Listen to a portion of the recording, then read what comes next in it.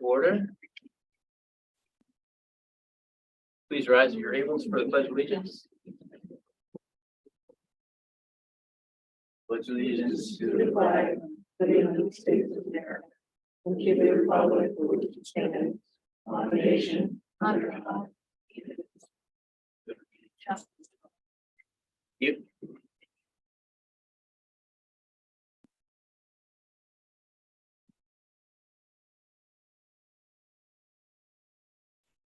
We do the roll call. I just want to announce that public comments, in order to give comments, give us the comment section for the after the presentations will be moved to the presentation portion. So public comments will be held during the presentations, not at the beginning. We have an opportunity to comment on the presentations. So we have 3 minute limits. Let's keep that in mind as well. Okay, roll call. Tim, could you start us off, please? Tim Gibbs. Ray Rivera, Matthew Lovely, Kristen Zumar, Tamara Stoner. Cynthia Batty. Margot Rain. we also have Max Walton and Chris Rogers with us. Thank you. Next item of business, we'd like to approve the minutes from the last meeting. There is one incorrect spelling of my name in there. I have to show it to you. I mean, it's like the name's in back to back, and one place it's correct and one place it's not. What page? Oh, geez. Let me look.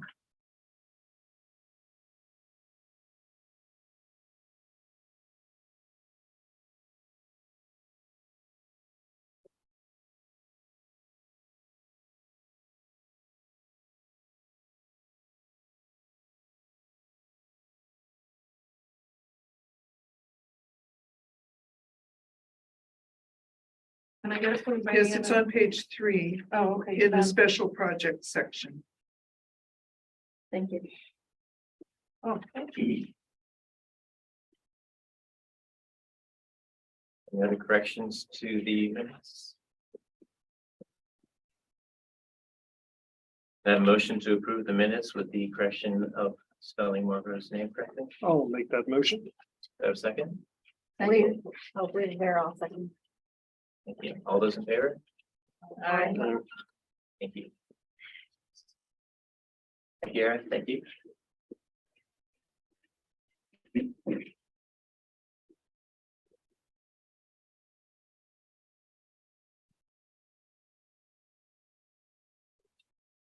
Just want to ask the chairman if we're going to allow our new lawyer to introduce himself to everybody. He's going to do that actually.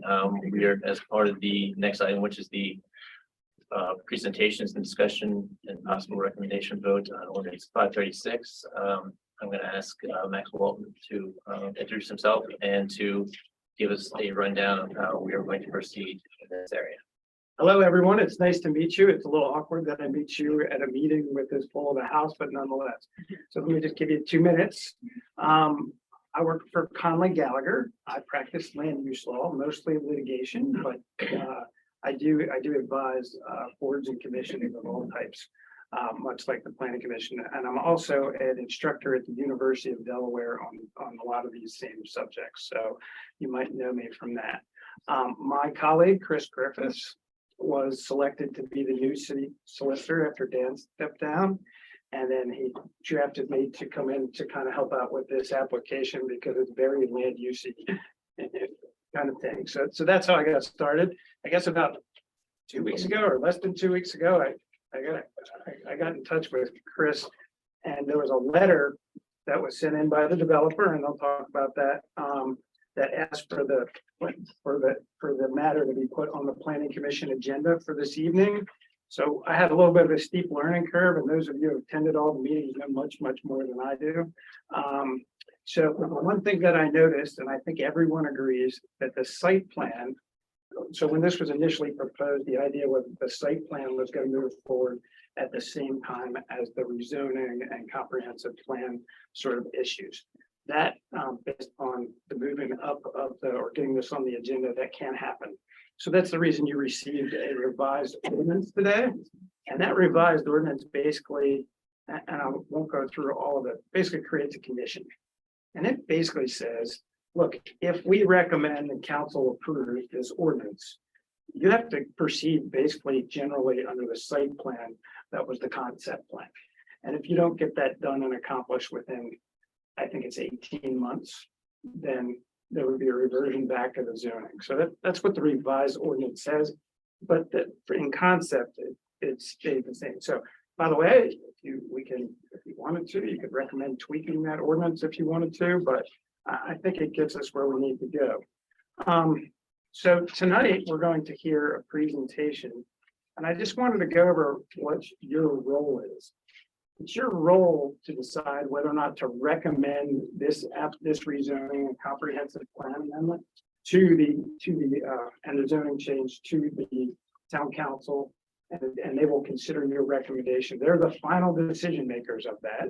You guys are a recommending body. But I thought it might be helpful, and I don't know if anyone has ever done this, but if you've heard this before, I don't think it's a bad reminder, but I want to read something from the Delaware Code, and it deals with rezonings.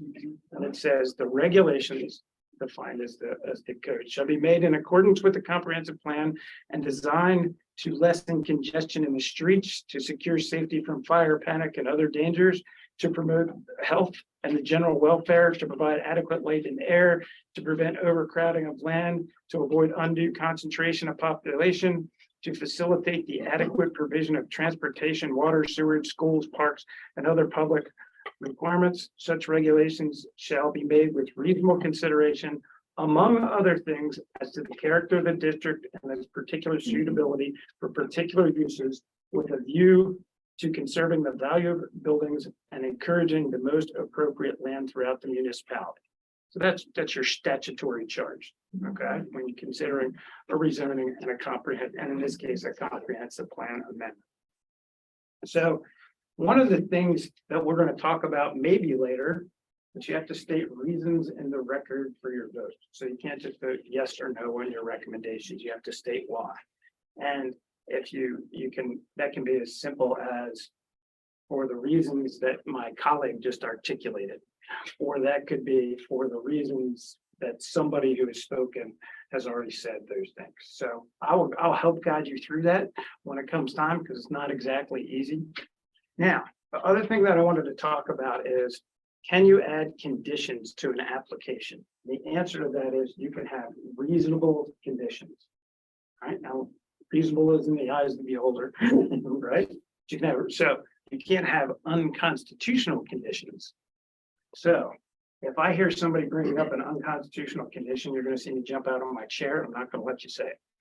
Okay, because it could happen. So anyway, so I'm here to help you process through the vote this evening. And one last thing, you are not required to vote this evening, but if you have all the information that you need, you should go ahead and vote. In other words, and I also wanted to give a little structure to how we're going to go forward today. I conferred with the chair, and this is the way it's going to go. The developer is going to make a presentation, say what they want. Mr. Rogers is going to then make a presentation or say whatever he needs to say. Then after that, because you already gave a recommendation, so it's not going to be I don't think it's going to be. I don't mean to put words in your mouth. A full recitation of your recommendation. Correct. Okay, so I should have talked to you about that ahead of time. Sorry, Chris, didn't mean to. But I just made an assumption. And thereafter we'll have public comment, and I just think it's nice that the chair moves to public comment, because it's hard to public comment on something that you've seen the presentation. Following that, we're going to close the comments, or there will be public comment, then rebuttal, if any, and then we're going to close comments for the evenings, and you guys will have an opportunity to discuss and vote. If at any time you have a question to me, let me know. I'll do my best to answer it. And if I don't know the answer, I promise you I will say I don't know. All right. Now, any questions or problems or comments? I try to keep it as brief as possible. All right, with that, you have the floor. Thank you, Mr. Mayor. Just to ask as a reminder, everyone who steps to the podium, just for the sake of recording, please state your name. And public comment will ask that you also sign the sheet that's up there as well.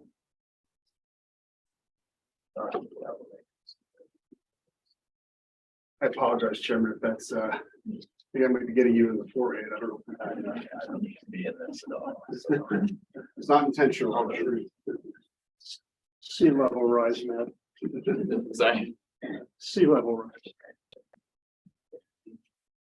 Good evening, everyone, and thank you for hosting us again for our public meeting this evening. For the record, I represent the applicant Parkway Gravel, who is the property owner. And I want to thank Mr. Walton for sort of outlining a procedure for this evening. I realize that many of you have heard a lot about this project from me and our various consultants over the past 10 months. Some of that I do need to repeat tonight for the record. I spoke briefly with Mr. Walton about what his expectations were tonight legally. And if you recall, the former solicitor, when we were last on for a possible vote, was, I think, a little troubled that I didn't go back through all the factors and standards at the evening of the vote, but rather had done that at the workshop. So at an abundance of caution, I do need to go through the history of the project. You also have a couple new folks on the planning commission. I don't think we were here for the workshop. So I apologize if you bear with me a little bit. I do need to say some things and go through some things that are probably going to sound repetitive to a lot of you. Here with me this evening, just to go over the folks that are in the room that are part of the applicants group. Jeff Watson is here from Barton Partners. He is with the group that prepared the mixed-use plan that we're going to share with you tonight in some detail. Nicholas Ferreira IV is here from Parkway Gravel. Drew Boyce is here from Century Engineering. He's with the firm that did the review on the traffic impact study that was prepared by Nicole Klein with McMahon and Associates. He's also here in the audience tonight. Ted McShane is here from my office. He's the one who reviewed the numbers on the tax analysis that I promised you last time I would bring tonight to answer any questions you might have on that. So he's here with us, and we have a slide for that as well. And there are certainly some new slides dealing with the traffic study that has been completed, as well as a couple of letters that I sent to the chief of police, and I believe chief's going to be here tonight to offer some additional comments about impacts and his department's needs. There's also a letter from the two fire companies that were involved that I wrote and sent to them before I sent it to all of you. So you might imagine a lot of these folks have daily duties, and preparing a letter for a land use attorney is not at the top of their list, understandably so. So I prepared one and ran it by them to make sure I had their blessing before I sent it to all of you this evening. As you may also recall, when the commission voted on the different studies you wanted us to do, you covered the traffic analysis, and we had, as you know, volunteered to do that for, I think, our very first meeting in May or shortly thereafter. The financial analysis or the tax analysis as well, and we're gonna hit those boxes this evening for you as part of our PowerPoint. We have all our professionals here tonight to answer questions as well. Some of you may still have or new ones that maybe you've not asked tonight. So I wanted to assure you that we have, I think, all of the consultants to cover all of the different issues that could come up about the plan, hopefully. But they are here. We're happy to answer any questions you may have at any point as best we can. We also want to thank the public for coming tonight and taking time out of their busy schedule to be here. Obviously, they wouldn't be here if this was not important to them as well. So we want to thank them for that. Okay. So I think everybody is familiar with the parcel, which is outlined here. Almost everybody's sort of parcel is outlined here in black dots. And as you can see, a large portion of this parcel is being preserved permanently. You can obtain fill permits for various areas in the city with a special permit. We're not doing that for any of these areas where you don't see development. We will not be developing those. Those areas will be permanently preserved. You also see this gray area to the top of the screen, to the right of the screen, that is to note the municipal boundary between Newcastle City and Newcastle County, just to give you some bearing here along Lucan's Drive, where the county is located jurisdictionally, and then where the city is located. So if it's colorized, it's in the city, and if it's gray, it's in the county, and then we're going to dig into what the county looks like as well in another slide. But I wanted to give you a sense of where that line was, because I think it's relevant considering what the city has approved in the past and what the county has approved. And some of those things match up, but some of them don't perfectly, and it gives folks a sense of where the line is. The school that we've talked about in prior meetings is located here just to our south. That is the charter school, and that's both an elementary and a middle school. It's approximately 88,000 square feet. Two separate buildings exist there today. Right, next slide, please. So briefly, we had shared this before, but I just want to touch on it momentarily. Back when your current comp plan was being worked on, my client did appear in front of the town and did bring this project up in general terms, a mixed-use project that they very much wanted to bring here and why they wanted to bring it here. So I just thought it was important for the Planning Commission to know this was not a, I think the phrase is Johnny come lately or too late. We did reach out, or my client reached out before I was involved, and did express back during the drafting of the current comp plan an interest in doing this project if the city was interested as well. And was suggested that they come back after the comp plan was adopted to address it. And promises were made certainly, but I think they came in at a point where it was more towards the back end of the process, but still during the public hearing process. So this just is a page actually out of the public record that was kept by Newcastle City that shows their entry and their interest at the time. And certainly a plan did get adopted, and it's the plan that we're under today. It's the 2020 Newcastle County Comprehensive Plan Mr. Walton made reference to as we were getting started. And this plan does serve, as he indicated, or carries the force of law in this city unless amended. And to that end, there's a very specific provision that was put in the comprehensive plan that talks about the amendment process. And it indicates on page 39, the Planning Commission and City Council may entertain applications to change the suggested land use map and zoning map on a case-by-case basis. And that is essentially the application in front of you now. We are proposing a change on one particular property with one particular application. And I think it's worthy of note that your comp plan provided this mechanism. This is the first comp plan in my 20 years that I've seen that talks about proposed future uses. Typically, in my experience, these plans tend to be more specific, but here it was clear to me in reading the plan, at least, that council really wanted to leave flexibility for possible future changes. And I looked through the comp plan and found some quotes I think that are helpful that confirm that. The city expressly noted in the comp plan that a critical strategy for economic development was to rezone for neighborhood retail or mixed use areas within or adjoining the neighborhood suitable for local commercial activity. It's comp plan at page 108. And the explanation given in your comp plan is it is difficult to predict future opportunities and land use trends, which is very logical because it is. These things do change, sometimes dramatically. The interest in industrial and warehousing, quite frankly, has been a more recent phenomenon over the past couple of years. We have never, in the 20 years I've done this type of work, seen the demand that we saw in the past few years for that. So the markets change, and that gives that language certainly gives all of you in city council flexibility to change with that, if you so choose. If you so choose, then you're satisfied with the standards are met. So as Mr. Walton indicated, the comp plans do carry the force of law unless and until amended. Next slide, please.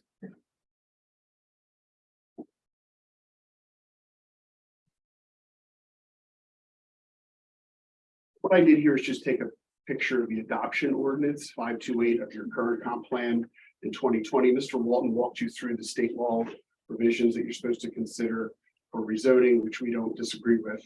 But I also grabbed some language that was in the whereas clauses of your comp plan. It talks about legitimate government interests and reasonably things that you would do and recommend being reasonably related to a legitimate government interest. And some examples of legitimate government interests are convenience, prosperity, order, welfare of present and future inhabitants of the city.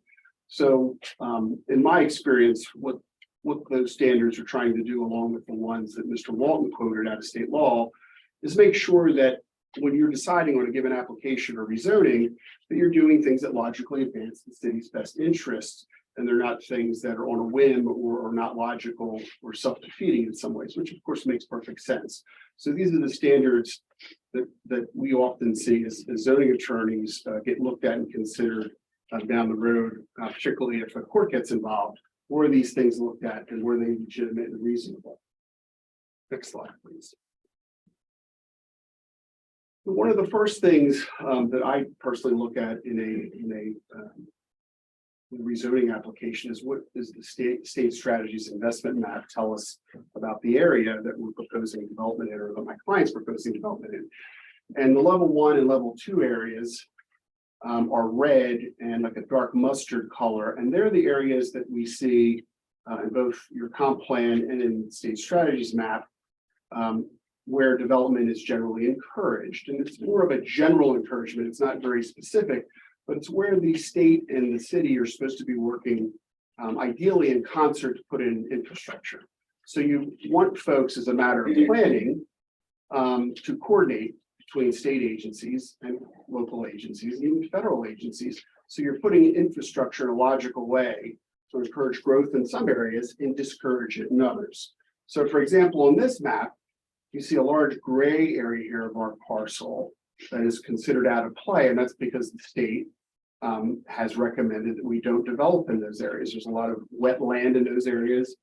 You can fill under certain circumstances in the city in those areas. We're not seeking to do that here. Instead, it requires special permitting, but it's not verboten. Instead, we're staying within the red and mustard areas of this project on the parcel, which is generally this area here. So I wanted you all to, of course, know for the record, we're not proposing any development in the out of play areas, which are going to be preserved permanently. Next slide, please. So not surprisingly, because of the red and mustard coloring, you have a zoning district today along Lukens Drive in this office/industrial park that calls for today industrial zoning and industrial uses. And in fact, the current property is, you may recall, is zoned for the IOP or industrial, which would allow permitting for industrial uses such as UPS, a Federal Express, or other industrial type uses that are listed in your code. Ones that aren't listed in your code can actually be sought by a Board of Adjustment special use permit or conditional use permit. It's not explicitly listed. So you have a large area that has been zoned industrial for some time. And you see there's some industrial zoning here and here. There's some R2 residential in the city that's adjacent. And of course, there's other residential throughout the town to the south and also a bit to the west. So historically, we've had this park. This parcel that you're considering tonight or looking at tonight is really the last remaining large parcel to be developed here. And as we shared, our client was very interested in proposing something different for this parcel than simply more office and warehousing, particularly because of the water views. Next slide, please. So now I would like to show you what's in the county as opposed to what's in the city, just to give you some context, because we've heard about those uses as well. So outside of the yellow in these areas here is the zoning in the county. And not surprisingly, you have industrial zoning in the county. Counties and the cities often try to link up and be logical in their land uses. So you see industrial here, we've got Crota at this location here. You've got industrial here, which is warehousing and office. But you also have Collins Park, zoned NC5, that's in Newcastle County, it stands for 5,000 square foot lots. And you have other residential zoning.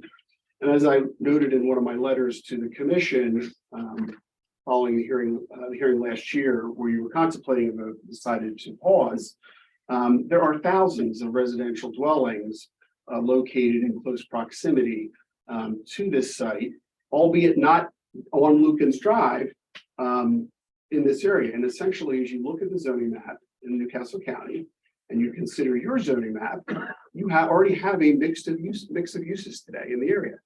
You have a plethora of different types of zonings in this use. Is just a matter of everyday living today that is working and working fairly well in most cases, but perhaps not all. I'm sure we'll hear a little bit about that tonight as well. The school use, of course, is directly to our south. And we'll talk a little bit about that. But then you see this large buffering that will forever create a buffer between us and the HI district in Newcastle County. Next slide, please. So one of the things we had shared over the past several months is what could you do on this property today if you developed it under its existing zoning? And this was prepared by our civil engineer, CDA. Colm Diaz-Scanis, I think, is here as well. Thank you, Colm. I didn't notice them. I apologize. And this was a rough takeoff that was done by his firm, but we think it's accurate. But it's a little rough scale. It costs many thousands of dollars, as you might imagine, to prepare these plans. So it hasn't been fully engineered, but Mr. Diaz-Scanis is comfortable that this is a rough layout of what we could do here today under the existing zoning. And essentially, you could do 2 large warehouse buildings today, and that would be permitted under the existing zoning. And we wouldn't need to come here and seek a rezoning before you or council or an amendment to the comp plan to do this type of use. We just wanted to give you a flavor for that because that was coming up in some of the meetings, some of the comments. Well, what could you do here today and what would it look like? Certainly an industrial use with a warehouse facility like this you'd see more trucks than you would cars. It certainly could be office and not industrial, or not warehousing. That's a possibility, but we wanted to give you one example of what was realistic when we originally submitted, particularly when warehousing, which was much more hotter. It hasn't really slowed down too much, but it is it's maybe not quite as hot as it was 1 or 2 years ago. Next slide, please. This is the charter school immediately to our south. This is just a larger blow up of that use. And one of the comments that we heard in particular from the Delaware State Housing Authority, which I mentioned in one of my letters to you, but I think it's worthy of reciting. This is from the Delaware State Housing Authority, and this is a quote: "The adjacent charter school is an excellent opportunity to provide a safe and direct connection to our community." So we already have a residential type or residential compatible type use directly next to this parcel. And as you all may recall, or some of you may recall, because there's some new folks, the charter school wrote a letter in support of this project, and I'll share briefly in just a bit. But if you imagine if you're the charter school and you have buses coming in and out, the last thing that you would want is additional tractor trailer coming in and out directly next to you. You would prefer something that is more similar to your charter school use. And that, I would respectfully submit, is not warehousing. It's not industrial. It's a residential mixed use project is certainly, I would argue to all of you, far more compatible than another warehousing type use next to a charter school. So their reaction was not a surprise to us, but we did reach out to them early on, as you might imagine, for that reason, to get their input and their blessing. We mentioned the comp plan carrying the force of law, at least until amended or revised. And one of the quotes that I've used a couple of times in these hearings comes right out of your comp plan today in chapter 4. And I just really think it hits the spot because it's exactly the kind of thing we're proposing to do.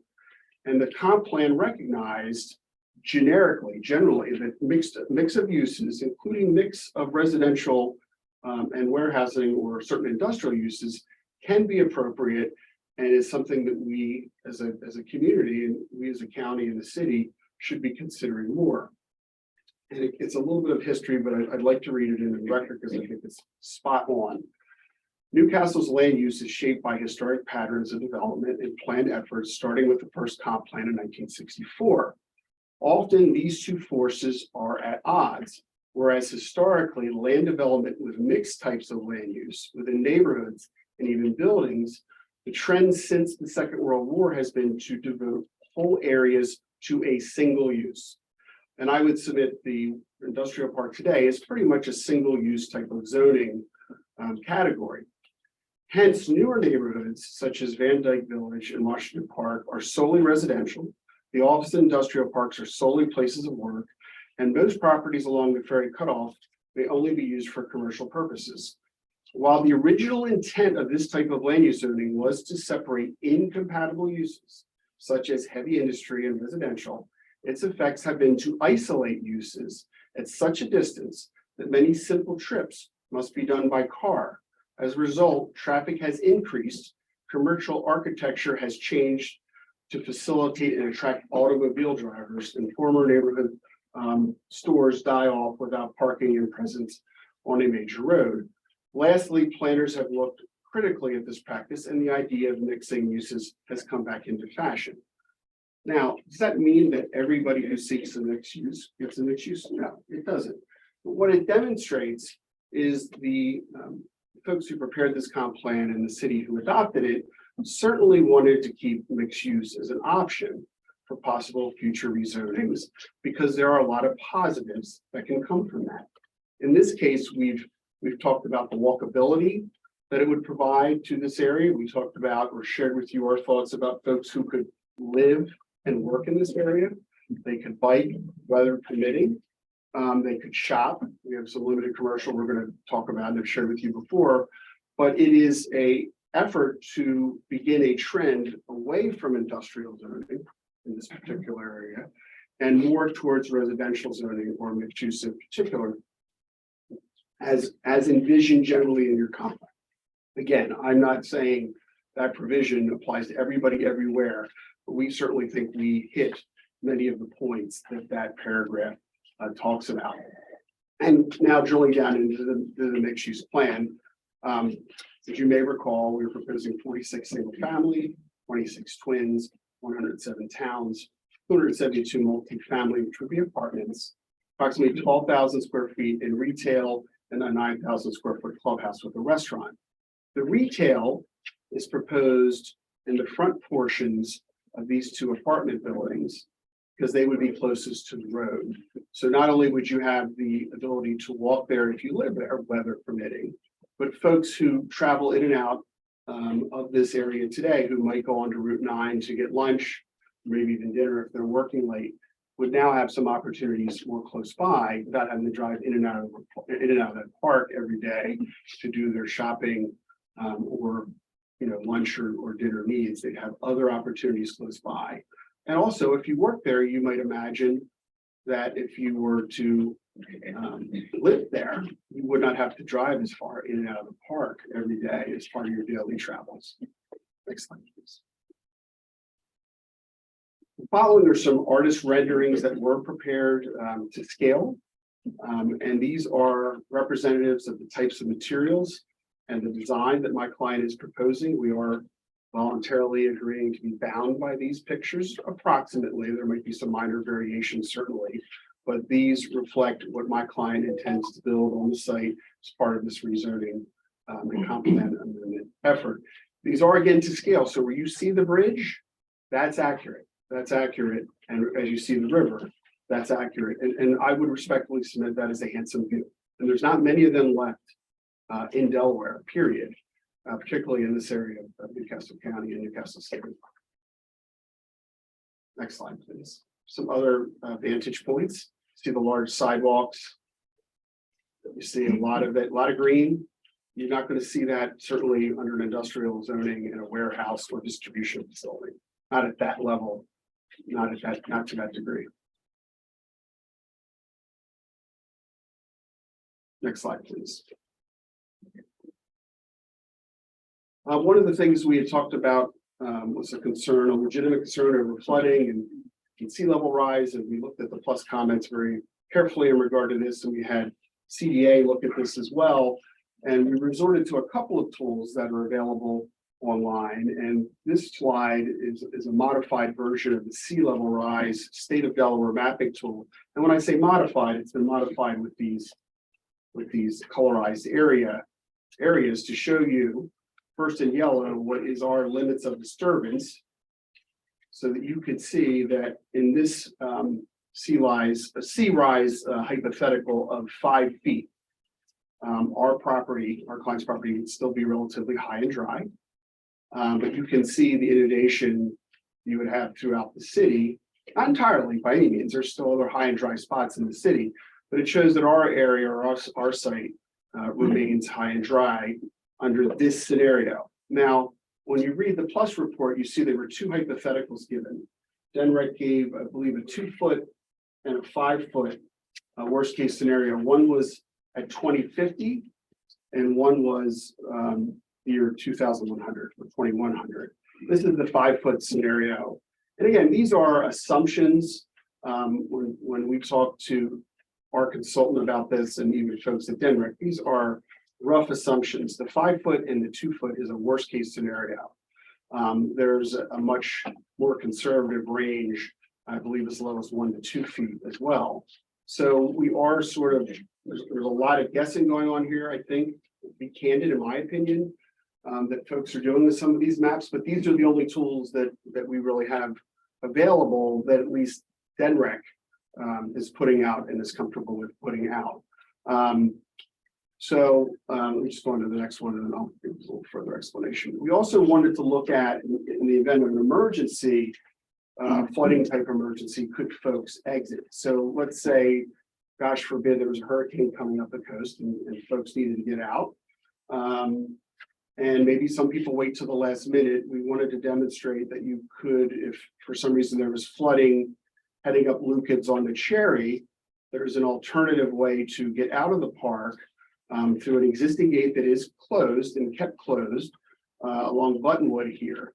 And what we propose doing as part of our application, as a voluntary condition of any approval we might receive, is putting in a motor or otherwise mechanizing that gate, so that emergency vehicles, including certainly your law enforcement and your fire emergency teams, would be able to access and open that gate through a remote mechanism that they would be provided as part of our improvement to that gate. So we wanted to show folks that there is another way out in a worst case scenario, if there was unforeseen flooding. But again, the 5-foot height was the worst case scenario given to us in the DENREC comments, and that is 2,100. Many years, many decades into the future as a worst case. And to put a bit of a sharper point on this, we wanted to lay it out a little bit differently. Just to, again, give you a perspective. So if you go with a 2-foot sea level rise, was one of the comments, one of the scenarios, which would be 50 years out in a worst case scenario, shows you where you end up coming up the property from the river. Right about there. 5-foot brings you here. The current floodplain, believe it or not, is here. And then our elevation that we're building to for first floor finish residential dwellings would be 12-foot at a minimum. So we're showing how we would stay out of both the 2-foot, the 5-foot worst case scenarios. Now, if there's a really bad storm, that's going to change. And if there's a really bad storm, people are going to be told to leave, just like they're going to be from downtown city. We can't control that, and that's even much harder to model, although some folks do try to do that. We asked DENREC about that. They don't model that. They're not comfortable modeling that, was our impression from talking to them. So you can't go to DENREC and get a modeling a 5-foot sea level rise in terms of the storm, based on the information we received. But we wanted to assure folks that we are designing here in such a way that we do not run afoul of the 5-foot scenario. Again, worst case scenario, 2100. That's 70, 80 years from now. The other thing we heard some concern about from one or two folks from the public was traffic, and that's a common thing we hear, and that's why very early on I offered all of you, hey, we'll do a traffic study that meets DelDOT standards. And so we've now done that. I think that the chairman asked us if we get that done in 30 days once we got the blessing, and I said, give us 60, and we just sort of made it. Fortunately, our traffic engineer had been doing counts for quite some time, had been accumulating data. So there wasn't actually a lot left to do once you had the raw data. She had much more done than I had appreciated when we talked in December. So I have Nicole here this evening who prepared the traffic study, and she volunteered to give you a sort of a rundown of what she looked at in the trips and what she found. And she'll do a much better job as a traffic engineer certainly than I will as a land use attorney. So I'm going to turn these next few slides over to her, if that's okay with everybody, and she'll walk you through the study that she's done and what her findings were. After that, we did have a third party review her report. He is here as well, and that's Drew Boyce, and he will share with you what he did in terms of reviewing this client's report and what his findings were. He finished that today, but he is here to testify and offer you insight into that. Thank you. Thank you, Nicole. Here's the Thank you, Sean. My name is Nicole Klein. I'm with McMahon. So we have been retained by the applicant to complete the traffic impact study. I've seen many of you. So I will review a little bit of information that we shared previously, but primarily new information based on the traffic impact study that we have completed. So this first slide talks about the trip generation. We have shared this in previous workshops and meetings. Essentially, one of the mathematical pieces that we prepare as part of a traffic impact study is estimating the trips that would be generated by said development. And that's what I'm referring to in terms of trip generation. And how we typically prepare that is on a weekday, daily, or 24-hour basis, a set of numbers that represents the trips on an entire 24-hour basis, as well as focusing and zeroing in on the peak times. And that is typically your weekday morning commuter peak hour, so the peak 60 minutes in the morning when traffic is at its highest and the development's generating its highest traffic, and the same in the afternoon on a weekday. So what we've done is prepared those trip generation estimates for both an industrial scenario, specifically a logistics center, which is a very popular use in that space of the market, and compared it to the mixed use development. The data we use is national industry standard data. So you can imagine that it's prepared based on a lot of research and real world counts that are collected at facilities that are operating that are, the same types of land uses. So it's a very mathematical and prescriptive process. So this slide might be a little bit hard to read for those in the audience, but the first development scenario at the top is that industrial use. And the bottom row is, under the compared to is the proposed mixed use development. So our first column represents our weekday daily trip generation. Again, that 24-hour period, both entering and exiting. And our very bottom row shows a comparison or the difference between the two uses. Now, on a weekday daily 24-hour basis, the mixed use generates more total trips. About 12% more. You can imagine a mixed use development has a lot more activity throughout many hours of the day, where an industrial use tends to have very high spikes in traffic when people are coming in for their shift, when people are leaving for their shift, those types of activities, where residential developments certainly have their peaks, but people have different schedules, and so they tend to generate traffic a little bit less of a spike and a little bit more spread out. But I will note that the industrial development, this one in particular, which matches the plan that Sean shared earlier that CDA prepared, would generate approximately 107 tractor trailer trips a day. So a passenger vehicle versus a tractor trailer, they have very different impacts on the roadway network, obviously, very different operating characteristics.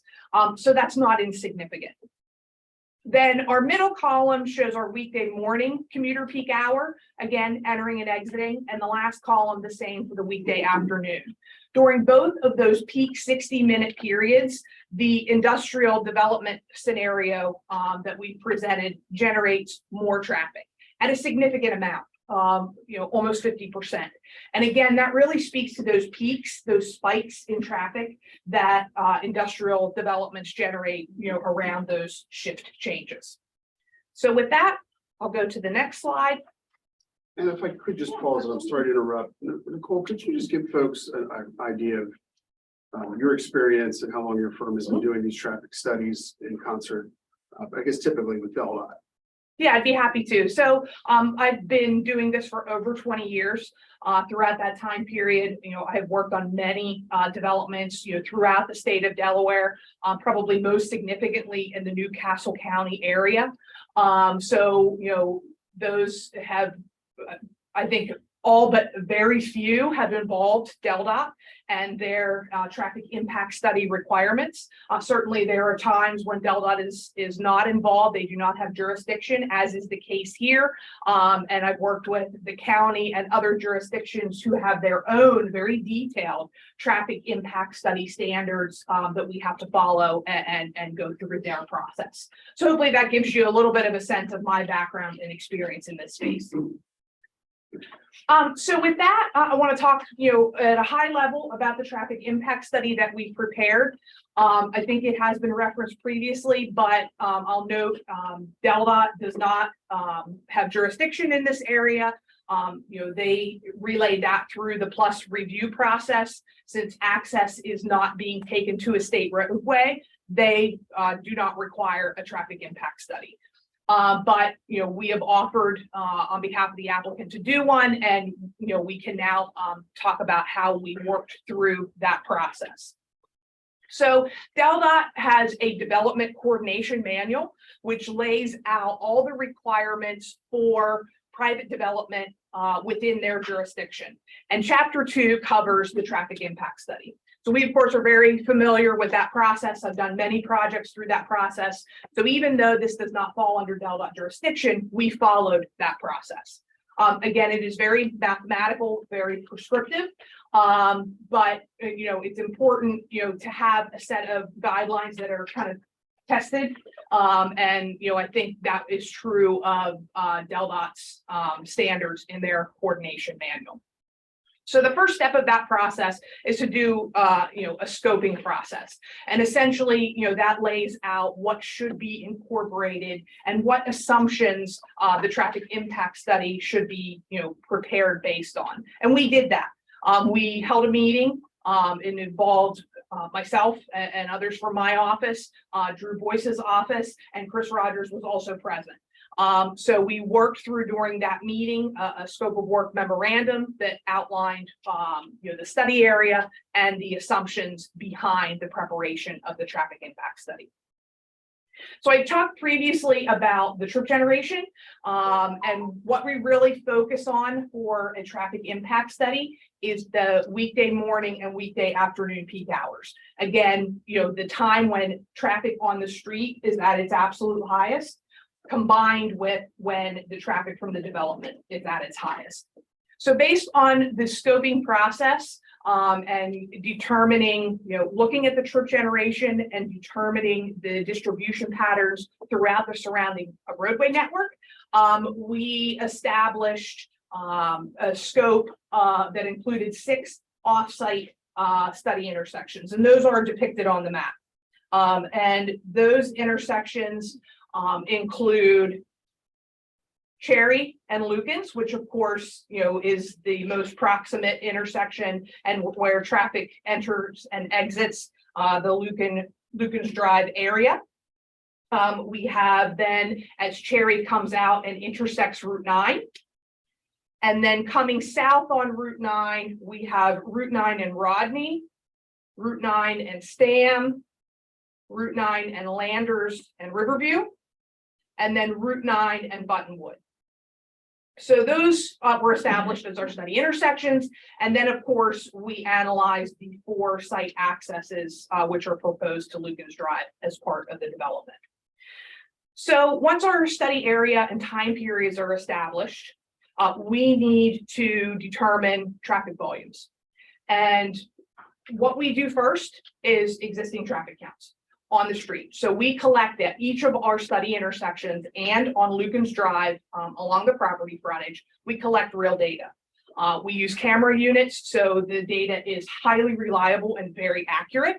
And we collect very detailed information. It is not just number of vehicles. It is their turning movements, the time periods, the type of vehicles. It is very detailed. Then we need to determine, well, what are our future traffic volumes going to be? Okay, it's easy to count existing, but the next step is to project into the future. So we utilize, the trip generation data that I talked about earlier, not only for our site, but for other committed developments in this area, both in the city as well as the county, that are approved, that aren't yet built or weren't built when we did our traffic counts. Because those could be built at any time. That traffic will be added to the roadway network. And so we need to account for that in our analyses. So in this case, we established 6 other area committed developments, which are detailed within the traffic impact study and were discussed and approved between us and Drew Boyce's office as a reviewer during the scoping process. I'm sorry, is it inappropriate for me to ask a question, Matt? My question is, why is nothing north of Cherry reviewed? Because the intersections, the off put onto 295, both north and south, could be greatly impacted. I'm sure that's going to be a big selling feature, is you're right off at 295. It absolutely is. 295 is accessed at Route 9 and Cherry for certain movements, and then the other movements are right turns. So what we focus on in terms of study intersections is where our critical movements happen. And that is typically, at a signalized intersection with left turns, through movements. That's what causes delay. When at this particular interchange design, most of the movements are right turns. And so that has, free flowing movements or little to no delay. And so we had projected the traffic through the entire interchange area, but the focus of the traffic impact study is those locations which have those critical movements and are signalized. And for this location, it would be, at the Cherry Lane intersection, which provides some of those movements. Absolutely. And then the other factor that goes into the traffic projections is general background growth. Obviously, the committed developments, we're accounting for what's in the very immediate area, but there are people that use Route 9 from locations much further than that. So the way DelDOT handles that is they provide, prescriptive background growth factors. They'll tell us along Route 9, assume a growth rate in general on top of committed developments of 0.5% per year, for example. We had the benefit of being able to get from DelDOT a very recently reviewed and approved traffic impact study that was in their jurisdiction, that I'm sure everyone here is familiar with, the Royal Farms Starbucks Hotel project that is immediately at the 295 intersection opposite Cherry Lane. That had all of that prescriptive background growth information, a lot of the committed developments. We even used some of their existing counts. They were done very recently. And again, they went through the formal DelDOT review and approval process. So that was very beneficial. So that is essentially how we mathematically and prescriptively put together our traffic volumes. And that is the basis of how we evaluate those offsite intersections. So this next slide talks about what is our evaluation criteria. And within DelDOT standards, it is level of service.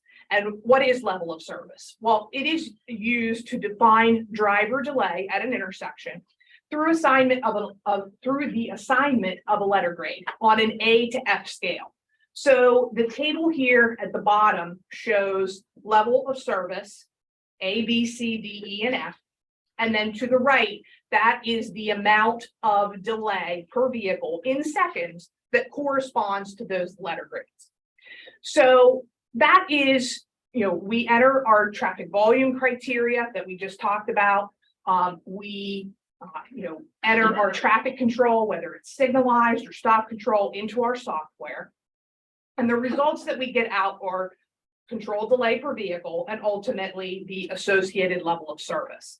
And that's what DelDOT's criteria is written on in terms of their requirements. So here above the table, you'll note that for each intersection in this type of setting, which is an urban and suburban setting, DelDOT permits up to 55 seconds or the bottom of a level of service D, as in dog, for the width development conditions. Level of service D, as in dog, represents the level of delay people expect in that type of setting. You sit at a signal and you expect to wait 30, 40, 50 seconds. That's typical of that type of operation until you wait your turn. What's represented is average delay. So you can imagine as a driver, sometimes you pull up to the signal, you're first or second in line, you might only wait 15 seconds. Other times you're at the back of the queue and you might wait 60 seconds. What the analysis does is looks at the operations for an hour, a 60-minute period, and it gives the average. So some people will wait less, some people will wait more, but it gives the average, and that's what the level of service is measured against. So that's our criteria. So for the 6 off-site intersections that we studied, as well as the 4 access points, our results are summarized here to the right. Based on Chapter 2 of DelDOT's Development Coordination Manual, all of our study intersections in the TIS satisfy these level of service standards in the width development conditions that I talked about that are represented on this slide as DelDOT's level of service D or better, and therefore mitigation improvements are not required in accordance with DelDOT standards. It meets the criteria with the geometry and the controls that are in place, as well as, obviously we would be constructing our site access points in accordance with the plan and be providing stop control on those exit approaches so that traffic leaving the site will stop before they enter Lucan's Drive.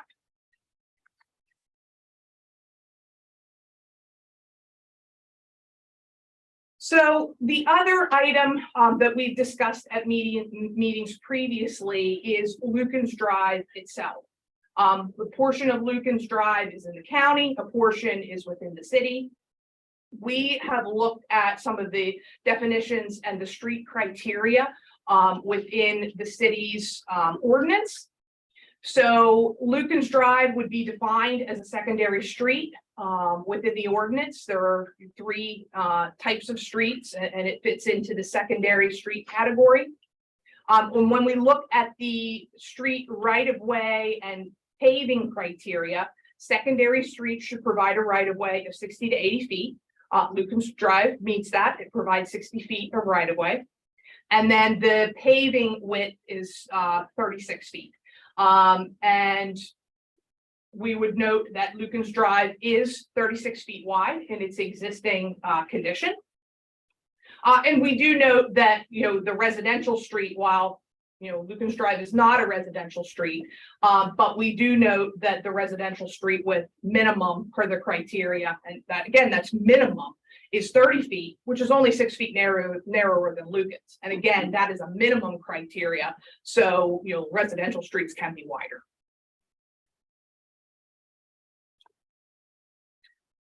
So in addition, our traffic impact study does outline some recommended and offered improvements along Lucan's Drive.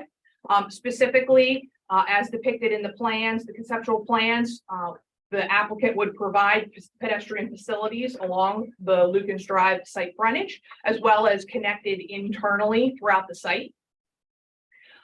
Next, they will provide a new transit stop along DTC bus route 28, which runs along Lucan's Drive. This was reflected in DTC's plus review comments. What they are seeking is the construction of 2 bus stop pads, one on the north side, one on the south side, for companion bus stops along Lucan's Drive with the pedestrian crossing. Obviously, additional coordination will happen with DTC as we potentially move through the process should this move forward in the city. But that's what they've asked for, and we'll continue to communicate and work with them if the project moves forward. Additionally, we are recommending an offering to stripe Lucan's Drive. Currently, Lucan's Drive has very limited striping. There's 50, maybe 100 feet of pavement striping as you come into Lucan's Drive off of Cherry Lane, and then there is no striping for the rest of the length. So it's 36 feet wide. There's no definition of use. And in accordance with DelDOT's traffic calming manual, striping is one of the methods in order to define a roadway and to influence travel speeds and use of the roadway. So we propose to provide 11-foot travel lanes and 5-foot shoulders delineated through striping within that existing paved cartway, which would meet DelDOT road design standards for this roadway classification based on its features and its traffic mix. And then additionally, Lucan's Drive does have posted speed limits more in the area of the site and further south, but in its northern section, there are no posted speed limit signs. So we would offer to add those to reinforce, particularly as traffic comes in and out at Cherry Lane, the appropriate speed that they should be traveling along that way. So again, this is a map that has been shared previously. It is DelDOT's road maintenance responsibility map. In the green, I'll orient the map here again. In yellow is the proposed development site, the subject parcel. In green, along the southern section of Lucan's Drive, including the property frontage, that's the section within the city boundaries. It has been dedicated to the city, but it is still privately owned because it has not been accepted by the city at this point. And then the purple section of Lucan's Drive within the county, between the city and Cherry Lane, is identified in purple. That is privately owned and maintained currently. Other roadways, roads in red, for example, are state maintained. So I think that's relevant as you think about our study intersections in our traffic study. Cherry Lane, Route 9, to no surprise, our state roadways.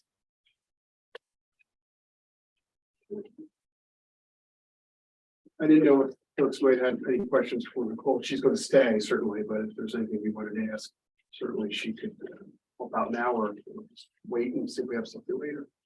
Yeah, I know Drew's going to cover a little bit of his review and we'll provide some additional thoughts. So I'm happy to take any questions at any time. Thank you.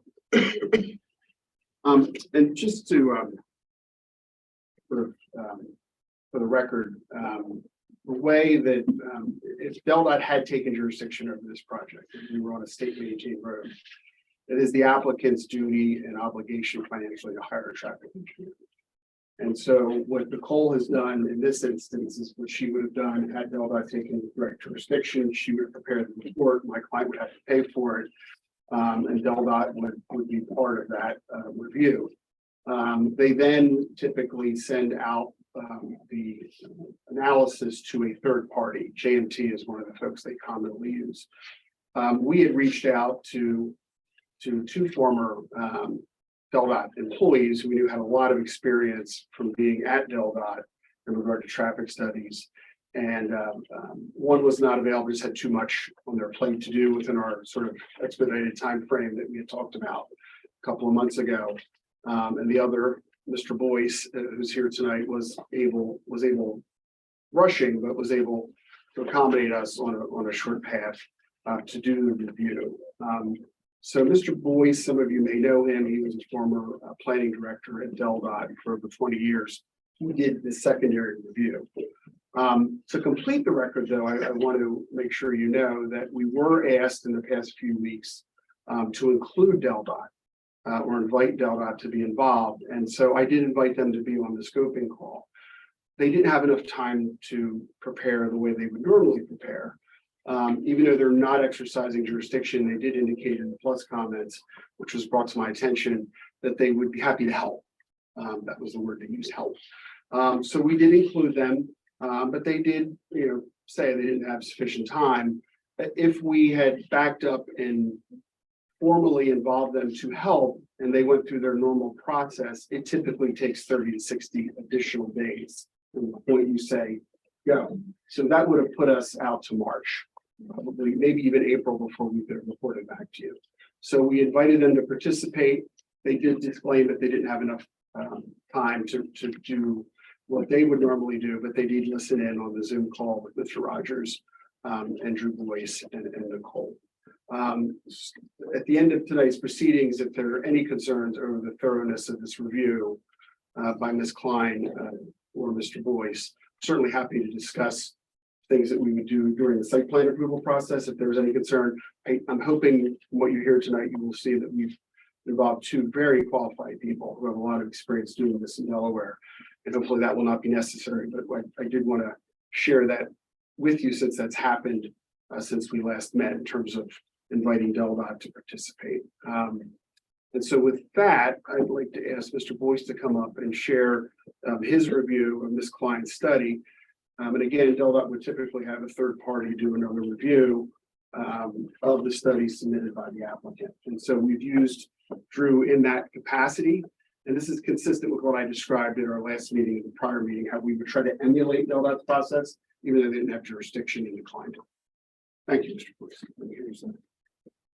Yes, I don't think I have any slides. Okay. So again, my name is Drew Boyce. I'm currently with Century Engineering, a Kleinfelder company. We do transportation engineering, traffic studies. We have it's probably about 400 folks here in Delaware that are working on transportation projects, bridge projects, planning projects. And so we're in the same market as Nicole and her firm. And so we've been brought on by the developer to do a third party, kind of analysis following the kind of, I'll say the procedures that DelDOT would normally follow to review the work of another traffic engineering company. And so I want to qualify, maybe reiterate, we're not speaking on behalf of DelDOT. So even though I worked for DelDOT for 34 years, I was the director of planning. So all of this used to be under me. I am in no way speaking for DelDOT tonight. So this was a kind of a peer review, although a very in-depth peer review that we did on Nicole's work. So if you've seen the traffic impact study, 383 pages, 53 pages of technical data and information. And so I have a staff of traffic engineers that poured through that and made sure that that the assumptions were accurate, that the processes that were followed the development coordination manual, which is kind of the guiding book that DelDOT uses to provide for the process for all traffic impact studies. So we took a deep dive into the study.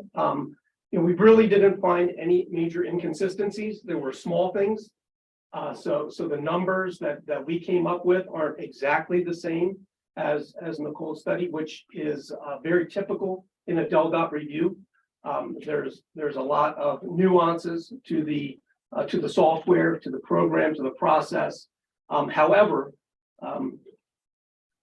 they are reasonably close. And so we're only talking about a couple hundred trips, which really doesn't significantly or statistically matter in the bigger picture of things. The peak hour trips are very close. And so our analysis in review of Ms. Klein's work was, I would say that we came up with the same general conclusions that she came up with. We did look, and if you do a deep dive into our letter versus the versus the site plan and some information that was presented today. You'll see that the trips that we looked at were just slightly different than what Nicole looked at. And we actually ended up with a more conservative analysis. So we looked at more trips into the system and what delays were relative or a result of those more trips entering the system. We still came to the conclusion that all of the intersections were operating at a D or better level of service. We'll talk about that letter grade. So that's the D or better. And then we looked at Lukens Drive as a road that could support a development like this. So when you look at the design standards and the parameters that are in the development coordination manual, it meets all of those standards. So came up with really two conclusions: all of the intersections studied, D or better, and that there are no deficiencies that were identified either geometrically or from a traffic perspective on the intersections that were studied.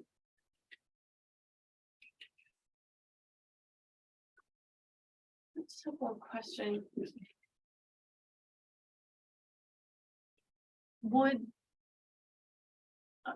Am I correct in interpreting that DelDOT would not have become involved with this because these are private roads?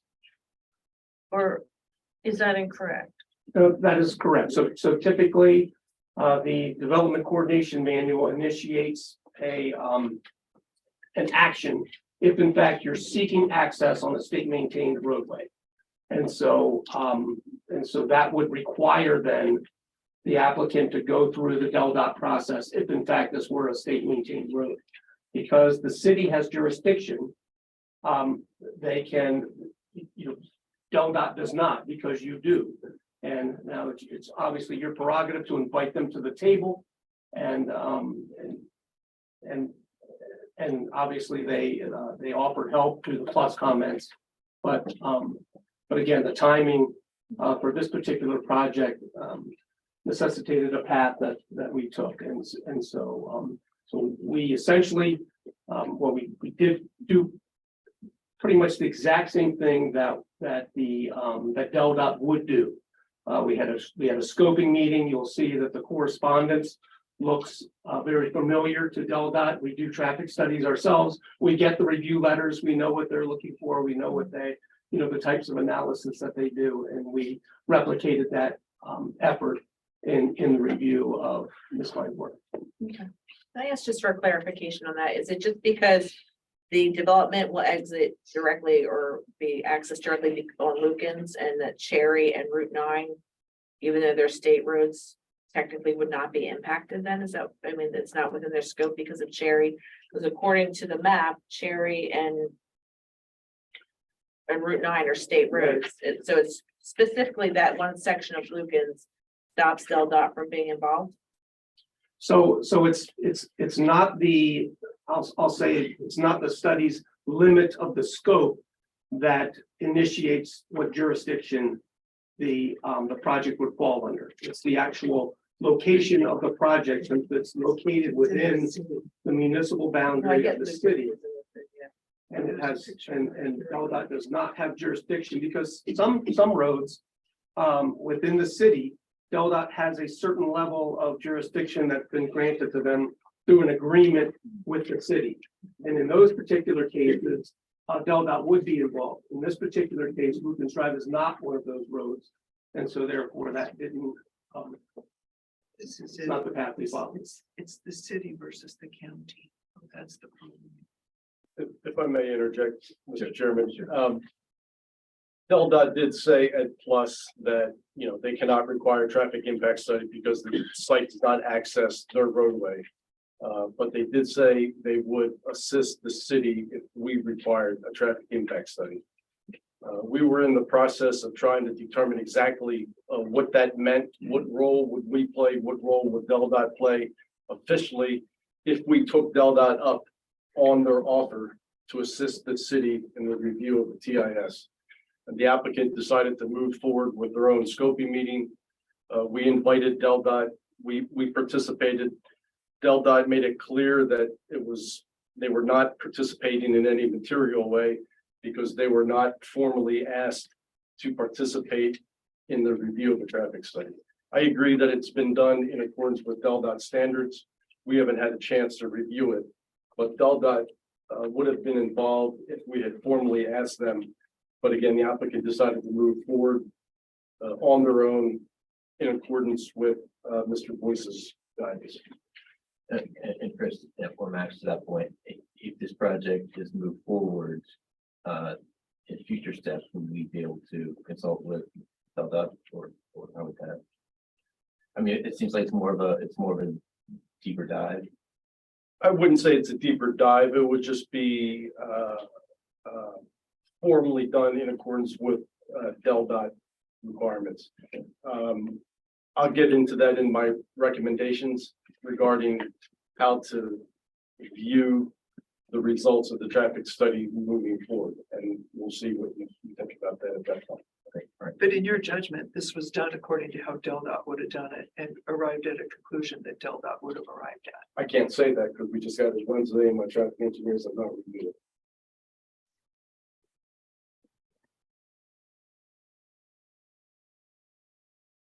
Any further questions on the traffic impact study? Great constraints. Thank you. Thank you. And just to be crystal clear on this point, I think it's important. And I was gonna wait until the end, but I'll just say it now for the record. If anybody on this planning commission wants a help from DelDOT, because that's what they put in the plus letter, if the city asked for it, by the way. Right. We have no objection to that. We would just ask that happen as part of the site plan review process, and certainly would agree hypothetically to a condition that said that has to happen before you approve the site plan. As you know, we've been involved for about 10 months now. We are trying to advance through the process. So when Mr. Boyce said, time allotting, he was contacted by us after. Well, first we contacted Mark Cote. No offense to Mr. Boyce, he does very good work too. But I reached out to Mr. Cote first, who had his plate full, and then we reached out to Mr. Boyce, and he was able to help. But as I indicated earlier, it's 30 to 60 days out for DelDOT to compile what they'll want to compile, because they might be doing 50 studies throughout the state or entertaining scoping meetings for 50 studies. So while we are very confident in what Nicole and Drew have provided you, and it's math for the most part, we certainly would not be adverse if ultimately, hypothetically tonight, you recommended in favor, condition on the site plan approval, including the help of DelDOT in some way to review that data. We have nothing to hide. We're just in a mode where we're trying to certainly advance in the process now that we've been involved for about 10 minutes. So with that clarification, if that's okay with everybody, I'll move on to the next slide. I think we can wrap up here pretty soon. I mean, the chief is here, and I think wants to weigh in on a matter or two. So real quick, this is the Atwater slide. This is a project we have shared previously that's in Pennsylvania, Atwater, Pennsylvania, where there was an predominantly industrial use that was more recently converted to part residential. On the next slide, it was just an example, a real world example of where you see the injection of residential into what had historically been all industrial. And that doesn't mean this is an exact match. It's a much larger scale. There's a lot more traffic going on in the area. And we had prepared a letter. This client is here to weigh into that further. If there's any questions, one more click, please. One more. There we go. Oh, back. Sorry about that. This is where you see a portion of the site was converted from an industrial zoning into a residential that allowed for apartments, towns, and twins and singles as a mixed-use proposal. Again, much larger scale. This client had prepared a letter that I had shared with all of you some months ago, noting the different scale, but we just want to give you a real world example of where this is happening, not too far away. Just as a reference. Next slide, please. As I mentioned, there were two letters we had prepared, one involving our meeting with the fire chiefs at Goodwill and Holloway Terrace. As you may recall, I was asked at the last meeting to provide the information I provided then in writing. And so I did draft a letter memorializing what our discussions were and ran a letter first by the two chiefs of the fire departments and emailed them this as well before and after I sent it to all of you. And also we were able to meet with the chief of police and he was very accommodating with the schedule. I want to thank him for that. And he wanted to do some additional numbers and he was going to offer some additional comments tonight, I believe. So he is here. But generally, we were told that our proposal would not have any adverse impact on emergency services or law enforcement services. But I do believe the chief certainly would like to hire some additional folks, and I think he wants to talk a little bit about that. And if I may, Chief, would you like to speak? Thank you. Thank you. Good evening. My name is Robert McCabe. I'm the chief of the Newcastle City Police Department, and I do appreciate this opportunity. And so do the members of the agency.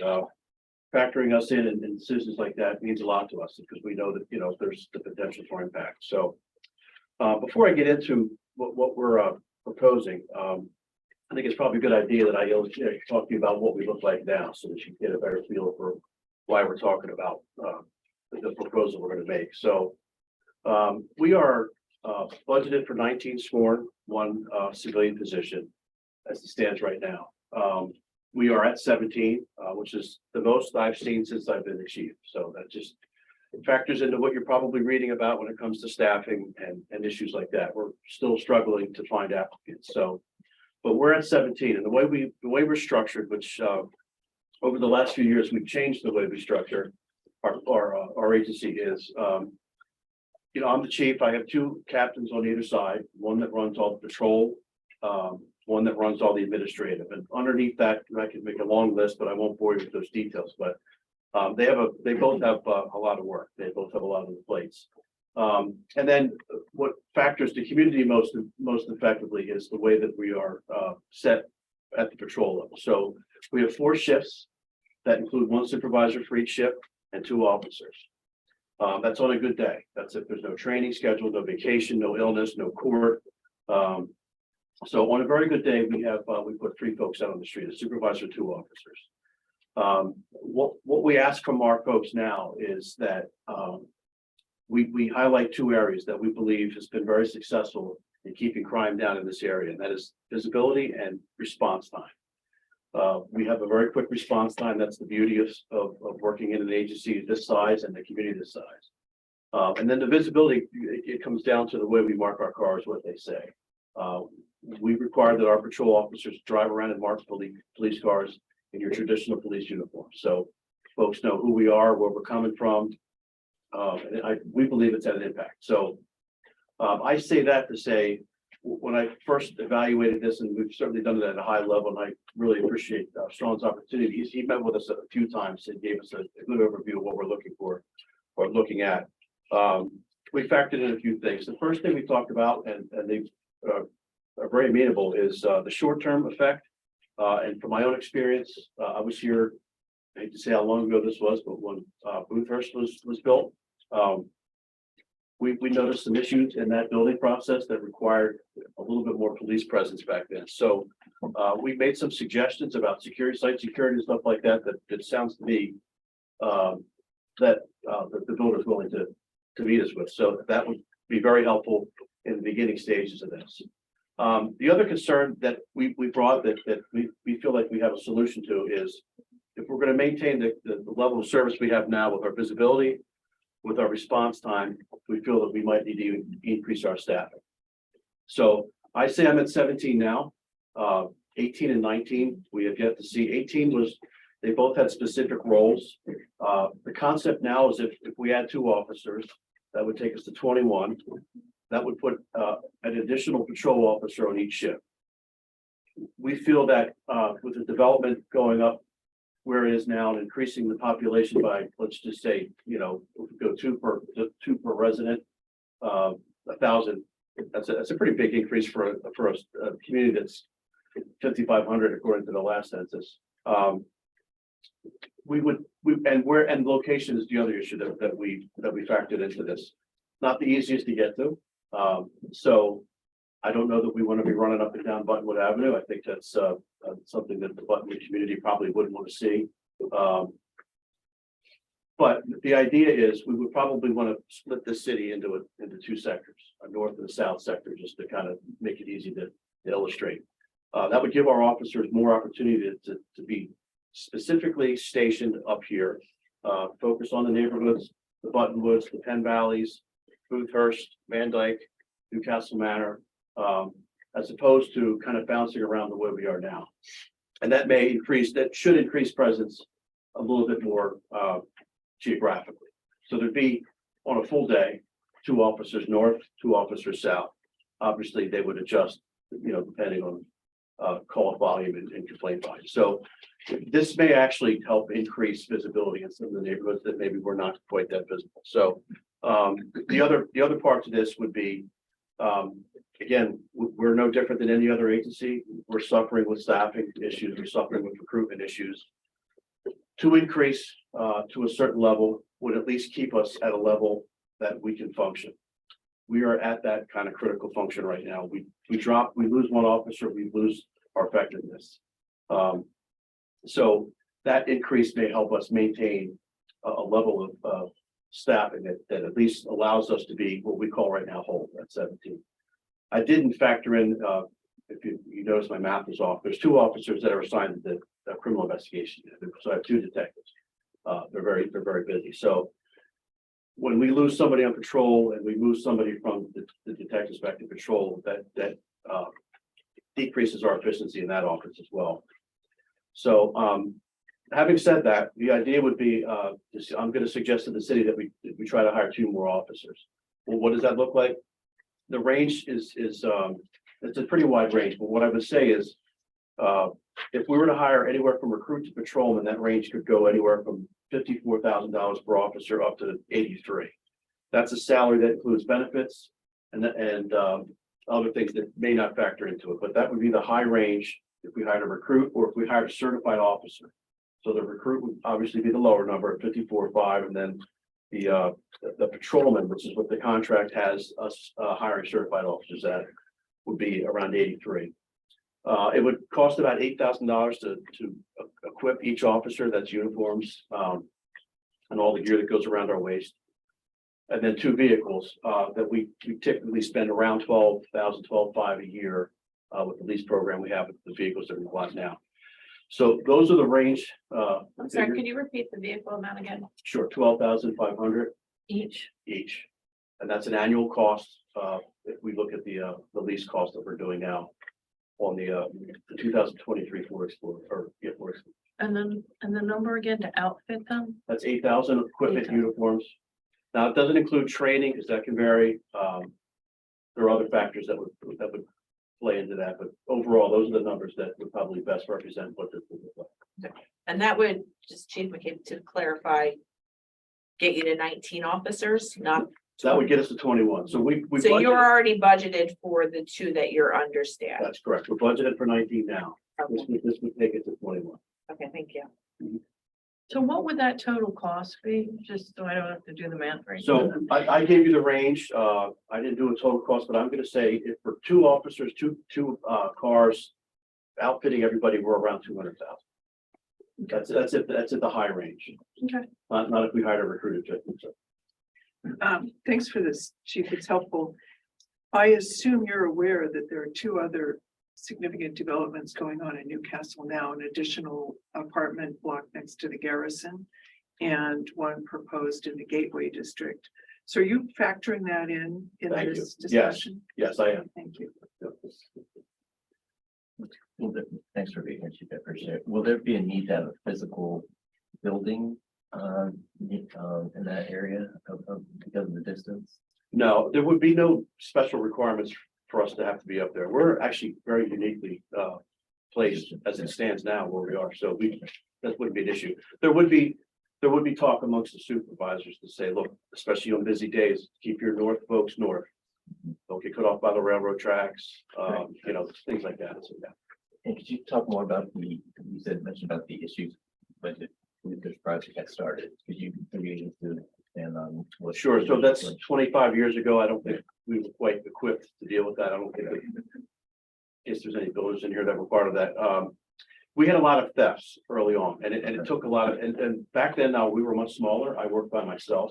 So I spent the first part of my shift in there just handling theft complaints. So it did take away from, there was like almost no response from us for the first part of the day.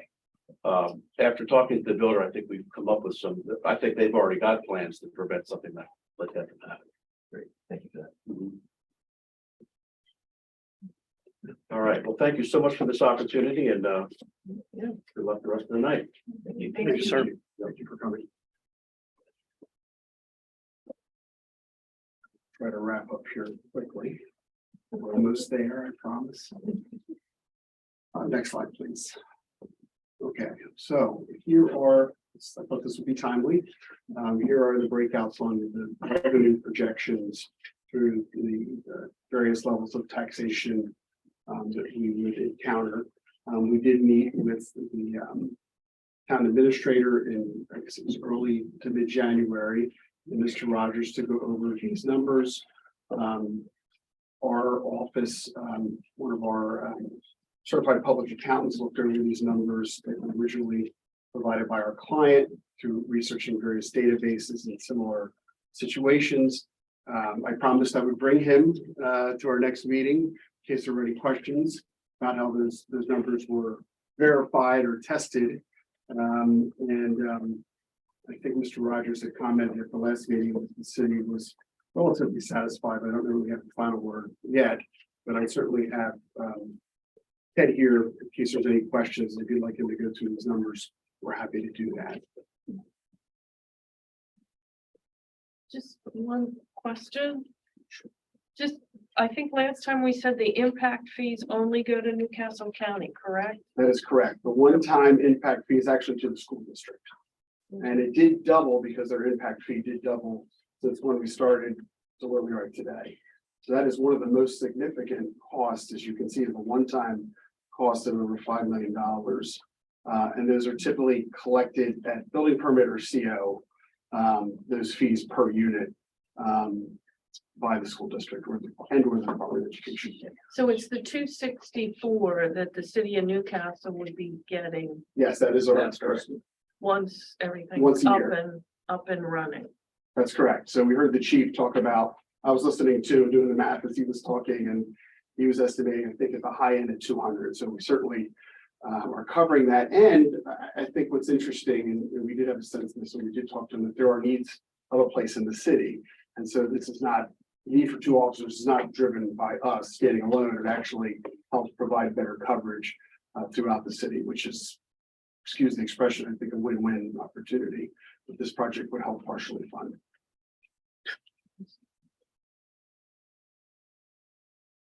Okay. All right, Ted won't be leaving, so if there are some questions that come up, we're happy to do our best to answer them.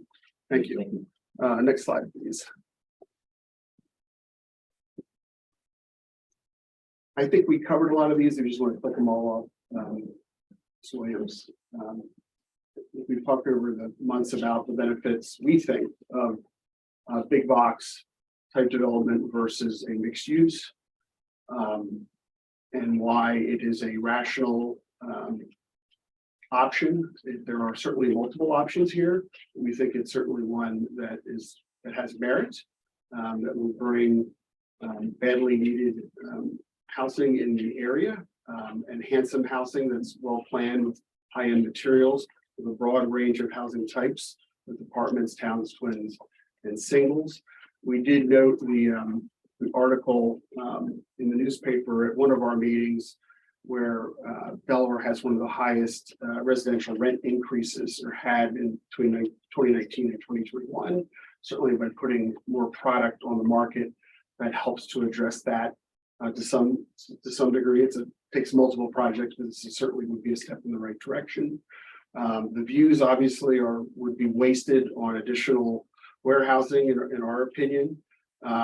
We did offer, as you know, to do the trash pickup privately The emergency gate motorized certainly was a voluntary condition we offered.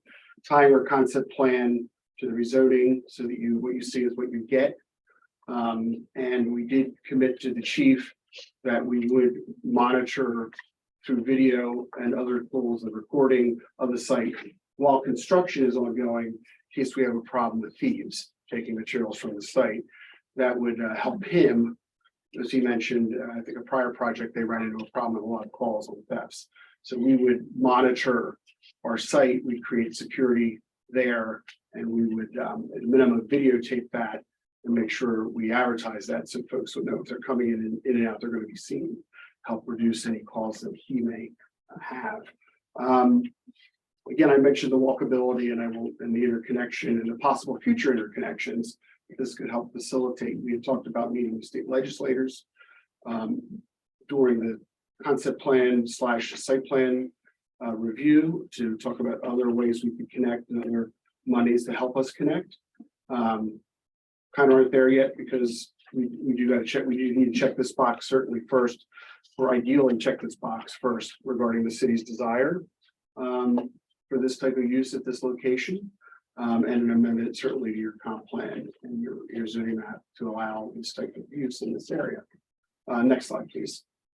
This is the letter I referenced earlier from the school district confirming that we interacted with them. It was actually on a Zoom call because we were in the throes of COVID at the time.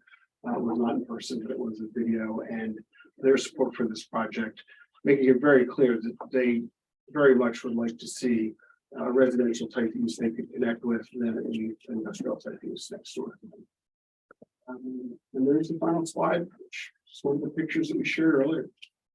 So I apologize it took a little long. I know a lot of you have seen this and most of this before. Thank you for your patience as always. And we're happy to answer any questions now or after you receive additional comment. Thank you very much. If you have any questions of Mr. Tucker, probably now is the best time to ask him. I have just a statement. I've been here through the whole process. I'm very disappointed that the access to 295 was not reviewed. I understand it's a right turn. I go to Newark every day. 896 and 273 are right turn accesses, and they back up consistently. If I don't leave right on time from work, I'm stuck in traffic for an extra 10-15 minutes sometimes. Just trying to get onto an access route, just trying to get on, and I'm really right on 896. So I'm very disappointed because I know I had expressed that concern early on in this process. Ms. Zimmer, if I could offer a couple thoughts on that. We did commit to studying pursuant to the DelDOT manual, and that was what I asked our professionals to do. If that particular movement is a concern, and I hear that loud and clear, and I apologize, I didn't remember that one had a list of things, and I must have somehow missed that was one of your particular concerns.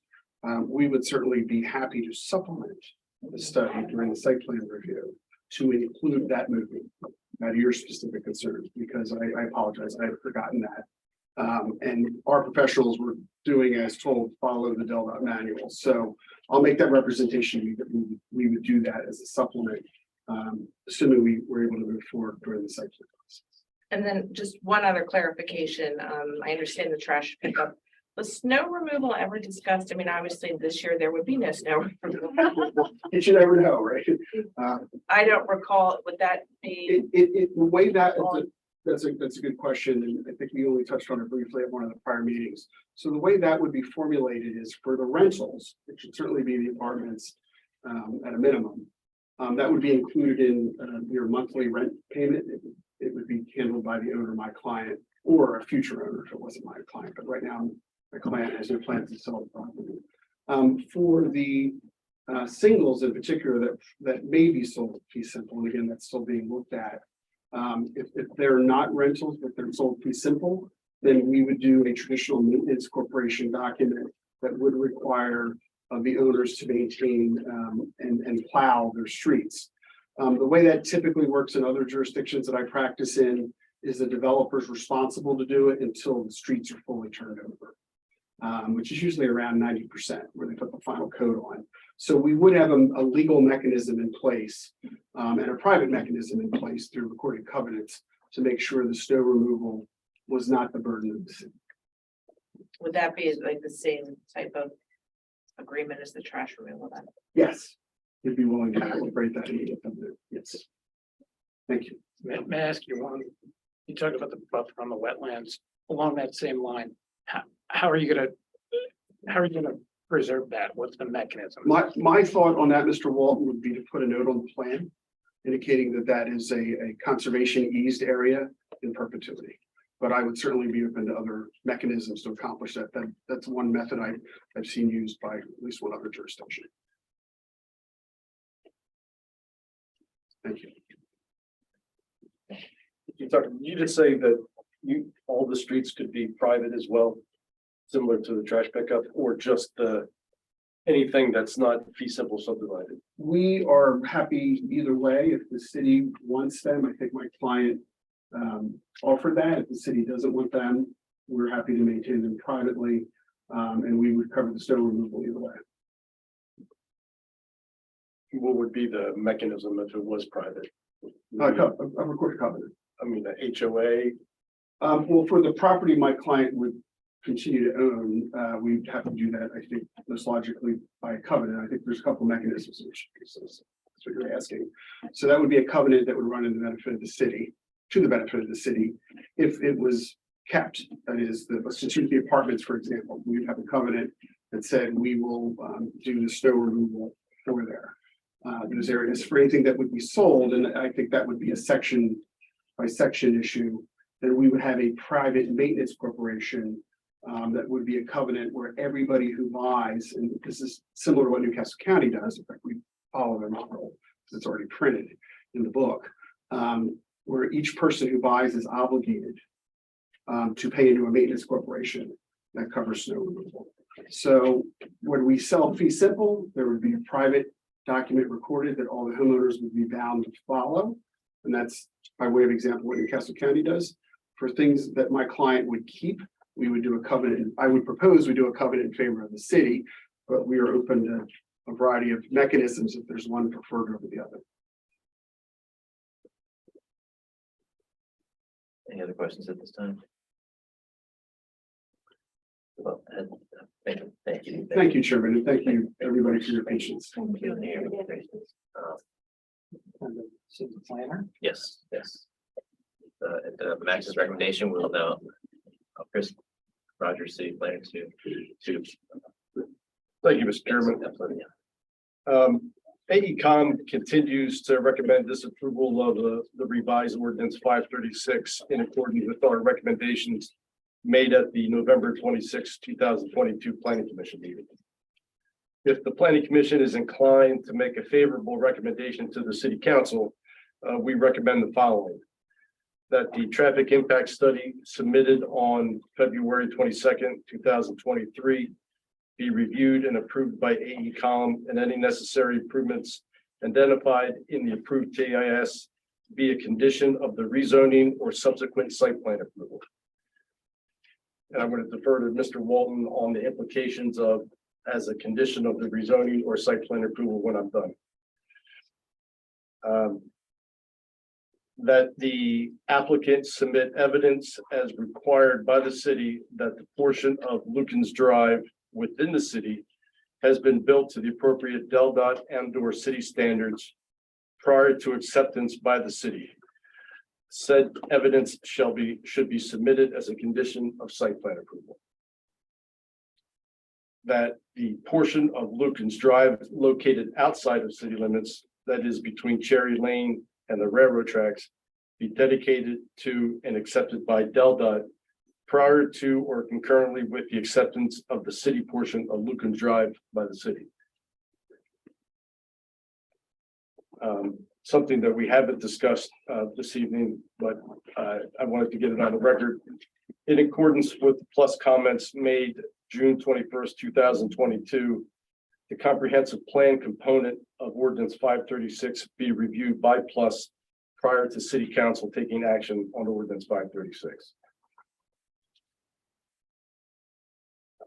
That an agreement to the satisfaction of the city solicitor and city council be reached regarding private trash pickup. and that an emergency gate at Buttonwood being upgraded to the satisfaction of the emergency service providers as a condition of site plan approval. I'm not quite sure what to say about private roads versus public roads or maintenance corporations at this time. That's a big issue in developments like this. And I may reserve the right to council, city council at that time when this gets in front of them. Do you have a question of me, Chris? I thought you said you were gonna ask me a question. Just whether or not you feel it's more appropriate. We haven't had time to review the traffic impact study.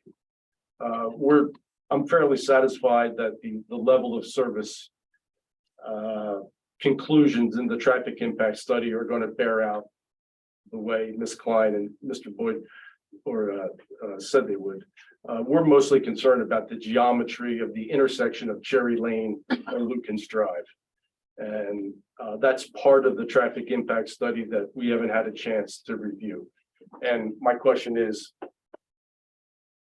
should we reach a conclusion regarding the need to upgrade that intersection as part of the rezoning consideration by city council, or should the city defer that to site? I think I would defer to site plan. I'll tell you why, because this is really about the use, right? About the use. What's here today, you guys are gonna recommend rezoning, comp plan, all of that stuff.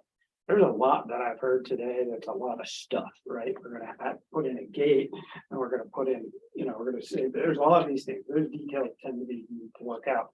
Just like you're talking about with the geometry of a gate is necessary, right? And I don't know that it will or will not be, but let's assume it would be. That's really a detail that you get in the site plan, and obviously you haven't reviewed the site plan. And I'll tell you the truth, Chris, I was sitting here thinking, how do we memorialize, all of these issues? I was taking notes as I went through, but you don't have to get there, right? In other words, the first thing you have to do is you have to say, do we want to rezone? And do we want to amend the comprehensive plan? Do that first, and then as you go through the site plan stuff, and that's the way we wrote the ordinance. And just to be fair, I took a look at the rewrite to the ordinance. I sent to Mr. Tucker. Everybody saw it before we sent it to y'all.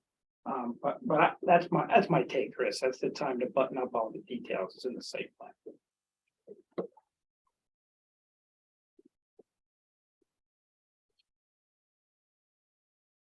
I think the next, does anybody have any questions of Chris?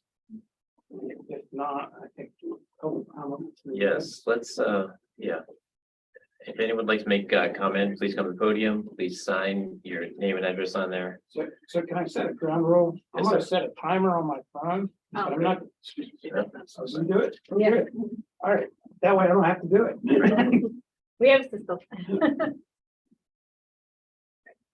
Okay, my name is Richard Smith. Thanks for letting me know she can speak on the fact that they know she can. For state of Delaware. Our concern was the article came in the paper and we was called in to try to come to two sides, the public and the development. Let me say to the day we had good meetings and stuff. We had put our issues out on the table. One was air quality, two companies and stuff.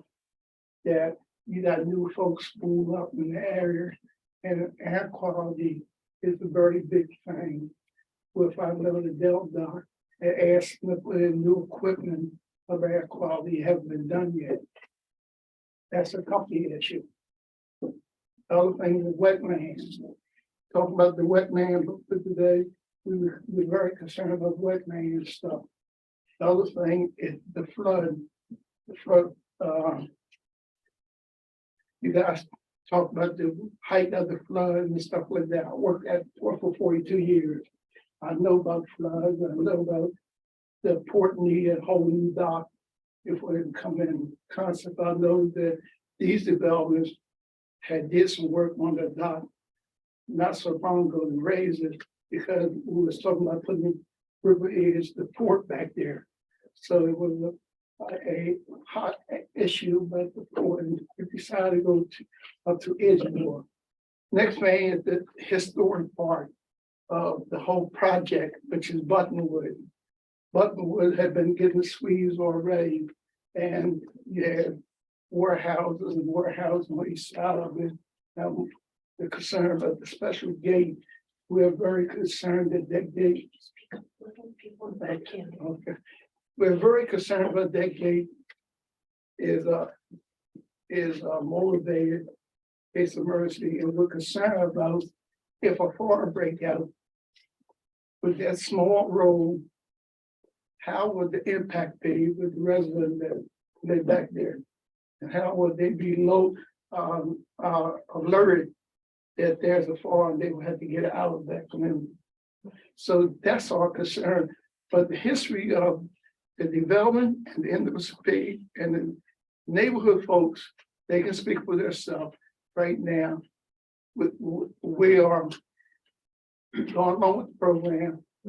I like the program. Housing is always a good issue. In Wilmington, right now, with houses on Banner Street, which is on the east side, that people are taking over condemned houses. They are selling for $289,000. So Wilmington's people is going to be pushed up this way. And all over the state, 2 years ago, with 836,000 people in the whole state. Now we have about 1,200,000 in the whole state. So I would say to you guys, we like you to approve the program if we can. Thank you very much for your time. Thank you.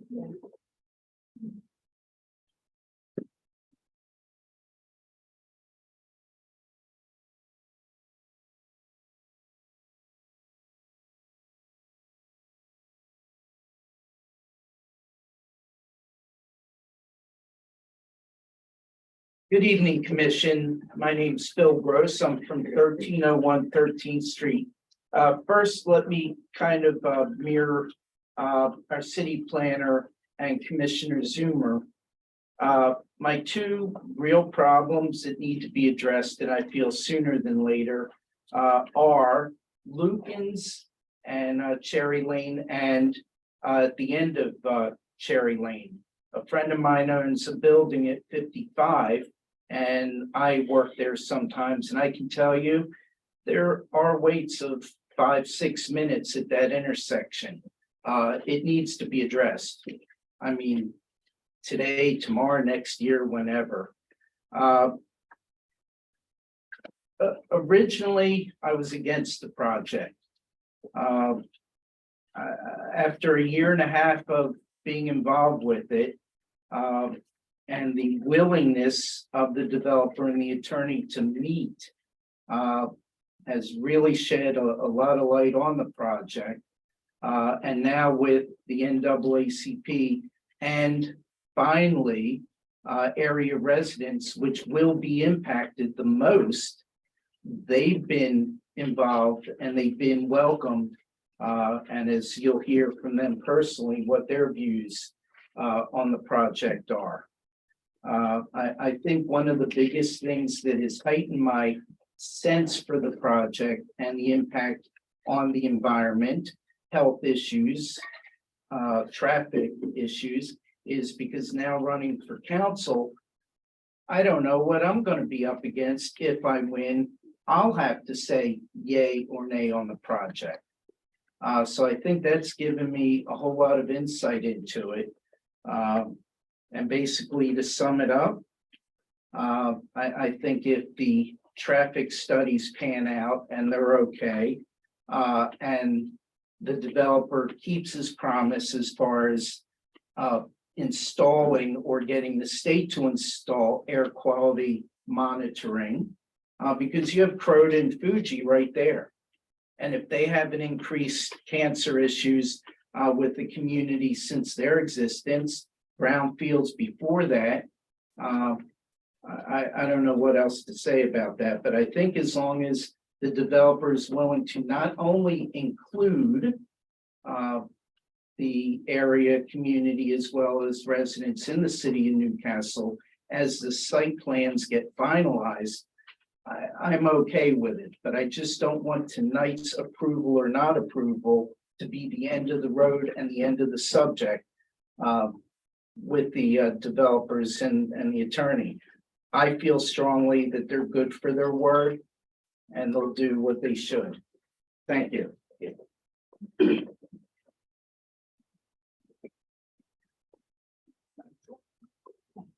No pun intended. Hi, I'm Kimberly Lake. I live on Riverview Drive.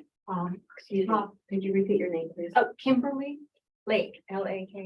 You have to sign it also. There should be a sheet there. No, right? There's no sheet there? Tucker, still. I think it's you. Let's just make sure everybody signs it before they go. One way to win. Yeah. I don't think that'll help. Nobody- Yeah. Oh, Yeah. Sorry about that.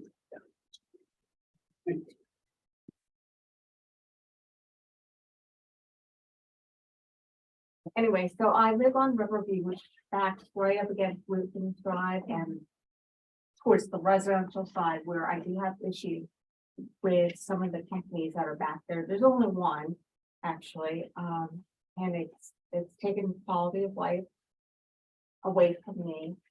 And I think this is a great project. And anytime we can put more residential housing in versus industry. I support it. Thank you.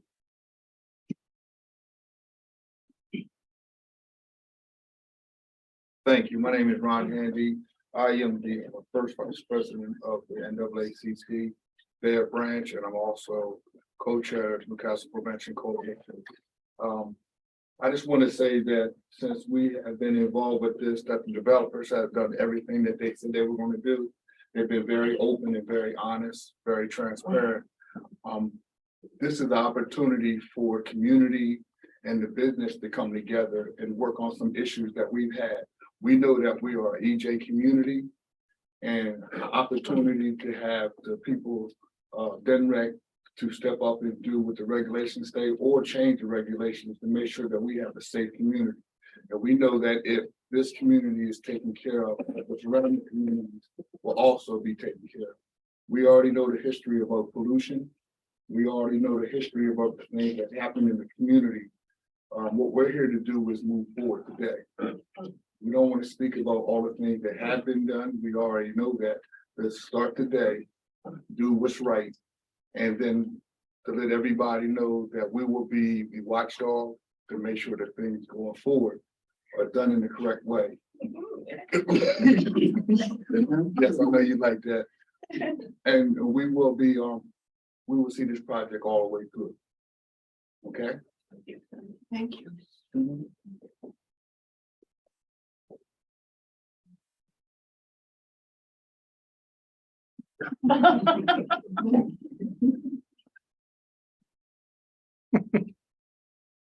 Doesn't give me any extra time. Yeah. But it helps her. So I'm Andrew Zell, I'm from 33 East 6th Street. Just a couple of things I wanted to talk about. In the development, I didn't see anything but a park for people. So I think that's something that should be considered. People are going to be there, living, kids, all that good stuff. There should be some kind of park.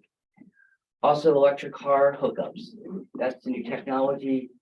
At least in the places that are going to be renting, the retail, things like that, that should be considered. It should be part of the plan. Maintenance corporation. I've been in a couple of them. They're horrible. I think they should be part of the city. They're paying taxes into our area. We should take care of their snow. We should take care of their garbage. The rental stuff definitely should be private. But if they're gonna be part of our town, we shouldn't have to have them as a maintenance corporation. Have a separate situation for them to pay into. People don't pay. It is a horrible scenario. Let them just pay their taxes and go through that process with them. I see there's 264,000 in taxes they're gonna be collecting. 200's already going to police. I don't know the breakup of what that 64,000 will be for. I don't know if we've identified as a community that a person takes so much to handle for trash, snow, whatever the situation may be.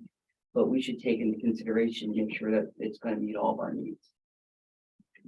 Thank you. Great, thank you. Anyone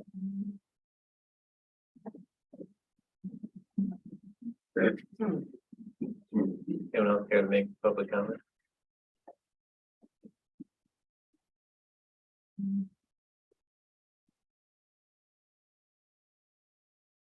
Good evening. Thank you so much for this opportunity. My name is Julie Williams. I'm part. Yes, I'll talk loud. Sorry. My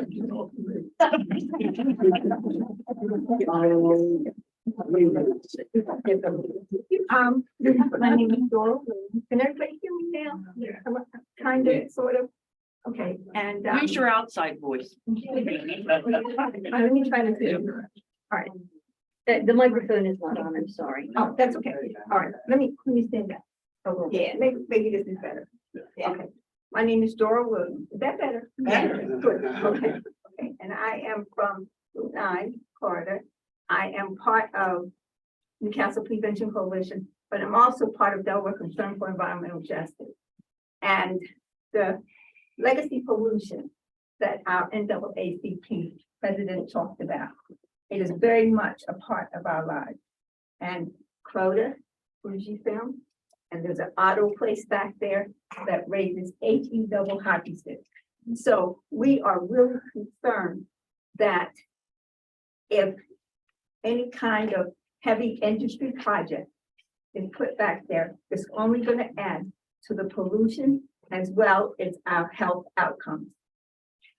If in fact, and it seems that the developers and the NAACP and Delaware Concern involved with this project will see it through so that the people who are invited or prospective residents to come will not have the same health outcomes that we are combating at this time.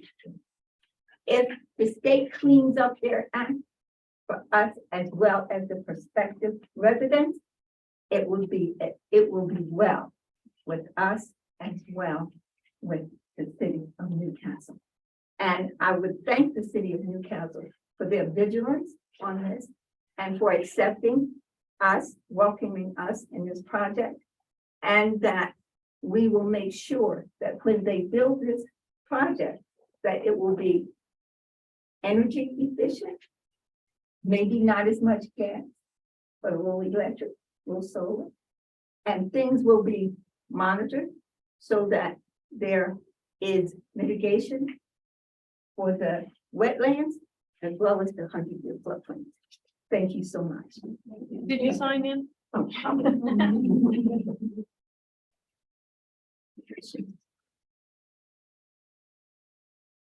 Great. Thank you all for your comments. Oh.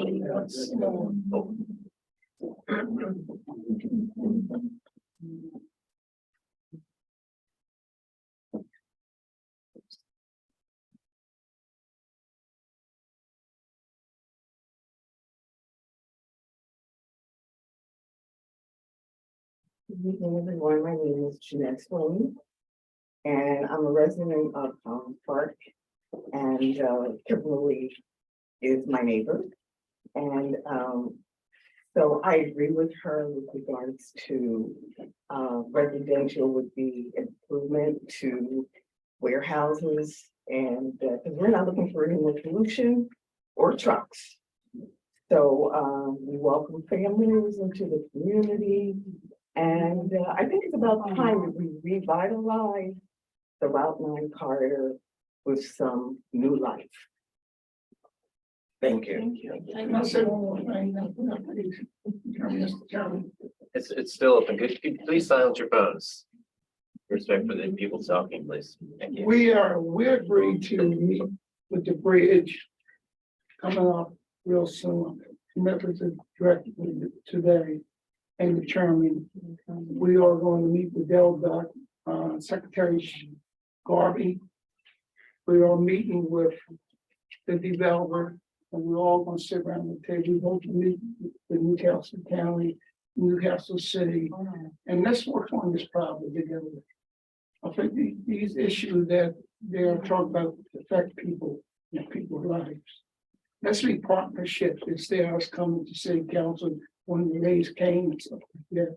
Best of Jackie Robinson says it's best to walk and talk and walk and talk, then you have a solution.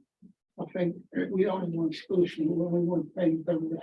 So we work in development and think it pass in this community, and we work with it. Thank you. What else? Why not? Hello, hey.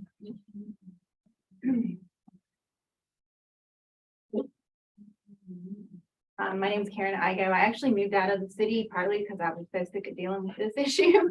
And it got right back on my doorstep again because I'm in support of the Delaware Delaware Concerned Residents for Environmental Justice. I've worked with them in the past.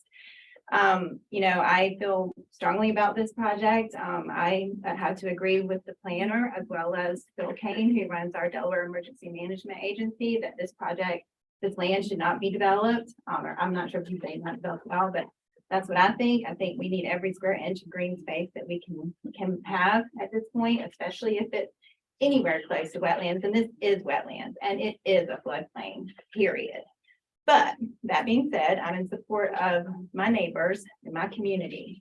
So in that light, I would like to ask again for an independent body to decide what is floodplain and what is wetlands, and an independent body to watch over this development and make sure, do not count on DNREC to keep that area safe. It is not going to happen, just like we saw down at Grassdale.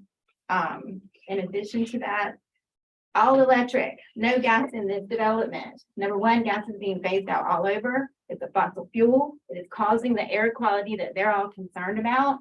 It is a prime place for cracking and sinking, just like the Garrison. And if you don't think gas leaking pipelines are a problem, think again, look at everywhere that's happening. Please, no gas. This place, let's be forward thinking. And this 100-year flood, that doesn't mean we have until 2100 for it not to flood. That means it's going to happen, not if. It is going to happen. So I care about people living there 70 or 80 years from now. So make it darn sure that it's as safe as can be, that water can get through there, that the sidewalks are pervious, the roads are pervious. And this traffic, all these, if my son brought home these on his report card, I'd be like, honey, I want to know what the traffic grades really were, not that they passed with all these is passing. I want better. I want to know what the grades really were. I want the labor on this project to be local from that community. Give people jobs. And if you need to train them first, train them first. What else? Go look at what happened at the Garrison and don't do that. Whatever is happening at the Garrison, build this thing a different way. Because that place, I've stood over there and watched the leaks, the electricity burning out because it's cracking. The parking garage is cracking. People are scared to live there and they pay a fortune. Make sure it is affordable. If it is going to be multi-use and all this, and I've driven that road, I would not want to really drive that road home. So hopefully beautify that up, do something, plant some trees, replace all that y'all are taking out by building this somewhere else in our community. Maybe that big old plot across from Zach. Put a bunch of oak trees there. So in 70 years, when these people are flooded out, maybe they can move there. Thank you. Thank you. Thank you. Amen. Let's ask for any other public comments. Great, thank you. Thank you. They should get an opportunity for rebuttal, a very brief opportunity. Yeah, let's see. Mr. Walton didn't find brief. I promise I'll be brief, just a couple of quick comments. Obviously, we have to agree to disagree on the compatibility of zoning issues with Mr. Rogers. I would note that the traffic impact study, obviously is being reviewed by at least two licensed traffic engineers. And as I indicated earlier, we certainly don't have an objection if folks want DelDOT to look over that work as well. I would, in all due respect to Mr. Rogers, prefer that we not be subject to AECOM's approval of the traffic study. I think that is a bit of a bridge too far, in our opinion. We've represented that we would follow DelDOT standards, and we absolutely 100% will do that. And we'll, with the caveat that we'll go a little bit further. At Ms. Zoomer's request, because of her particular concern, something that she's personally experienced.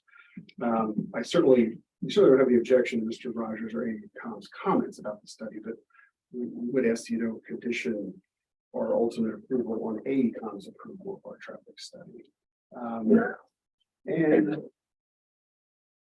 there was mention of a comp plan amendment ordinance, and certainly that's something we can, I guess, Mr. Rogers and I, Mr. Walton and I could talk about. We did put the ordinance, we did draft the ordinance. It's currently in front of you in consultation with the city. And we did ask Plus certainly to review this as a rezoning and a comp plan amendment. We may have some additional T's and I's to cross, and I'll certainly take a look at that. But I don't think that's an issue for this board tonight. It may be something we have to address in front of council. But I would like to take a look at that, since that issue is brought up tonight. I don't think there's any reason why that would need to necessarily delay any vote that you might be inclined to grant. And then lastly, I would just note that I know some folks think that maybe if the project isn't developed as we're proposing, it may never be developed. I think the reality is it is zoned for development today. It is in a level 1, level 2 area designated for development. And while there are thousands of acres that the state and the county have plans to preserve and are preserving actively in many cases, this is an area that is earmarked for growth. We just think a mixed-use project would be a better option here, certainly, than another industrial use, in all due respect. So thank you, everybody. Thank you for your patience again, and we appreciate your attention to our application. I did it again. Turn these forward. Danny. So. There we go. Everybody's done. Everybody's done speaking, Right. except for you guys. Great. So you guys. Great. And so I've never been here before, so I don't know how you guys do it. I didn't know if You're you doing great. had, well, doing my best. Just talk. So. You can do it one of two ways. Sometimes there's a motion that is made, right, about something. But I think in this case, it might be better if everybody sort of who had comments or thoughts gave them first. Because that might help me with your motion, because there might be conditions that you guys have. So maybe if I could hear your thoughts ahead of time, what are your thoughts if we are? Because there's been a lot of stuff. Yeah, and again, we're primarily voting on this moving forward as far as like a comp plan change for the zoning. Yeah, only. so the only thing that's before you really, now, we are gonna hold them to the stuff that Yeah. they said they were gonna do, right? So we're gonna incorporate that in. The only thing we're voting on really is the zoning and the comp plan amendment. Do you want this use at this spot in the type, basically the way it was set forth on the concept plan? So Rogers is right, you can impose conditions, whatever conditions you guys want, so long as they are reasonable conditions, right? So we would have to talk about what those conditions would be. As far as I'm concerned, and I'll say this, everything that they offer, you know, that they would do, that they set forth in this, is part of that recommendation, right? Anything beyond that, you guys would have to impose. So with the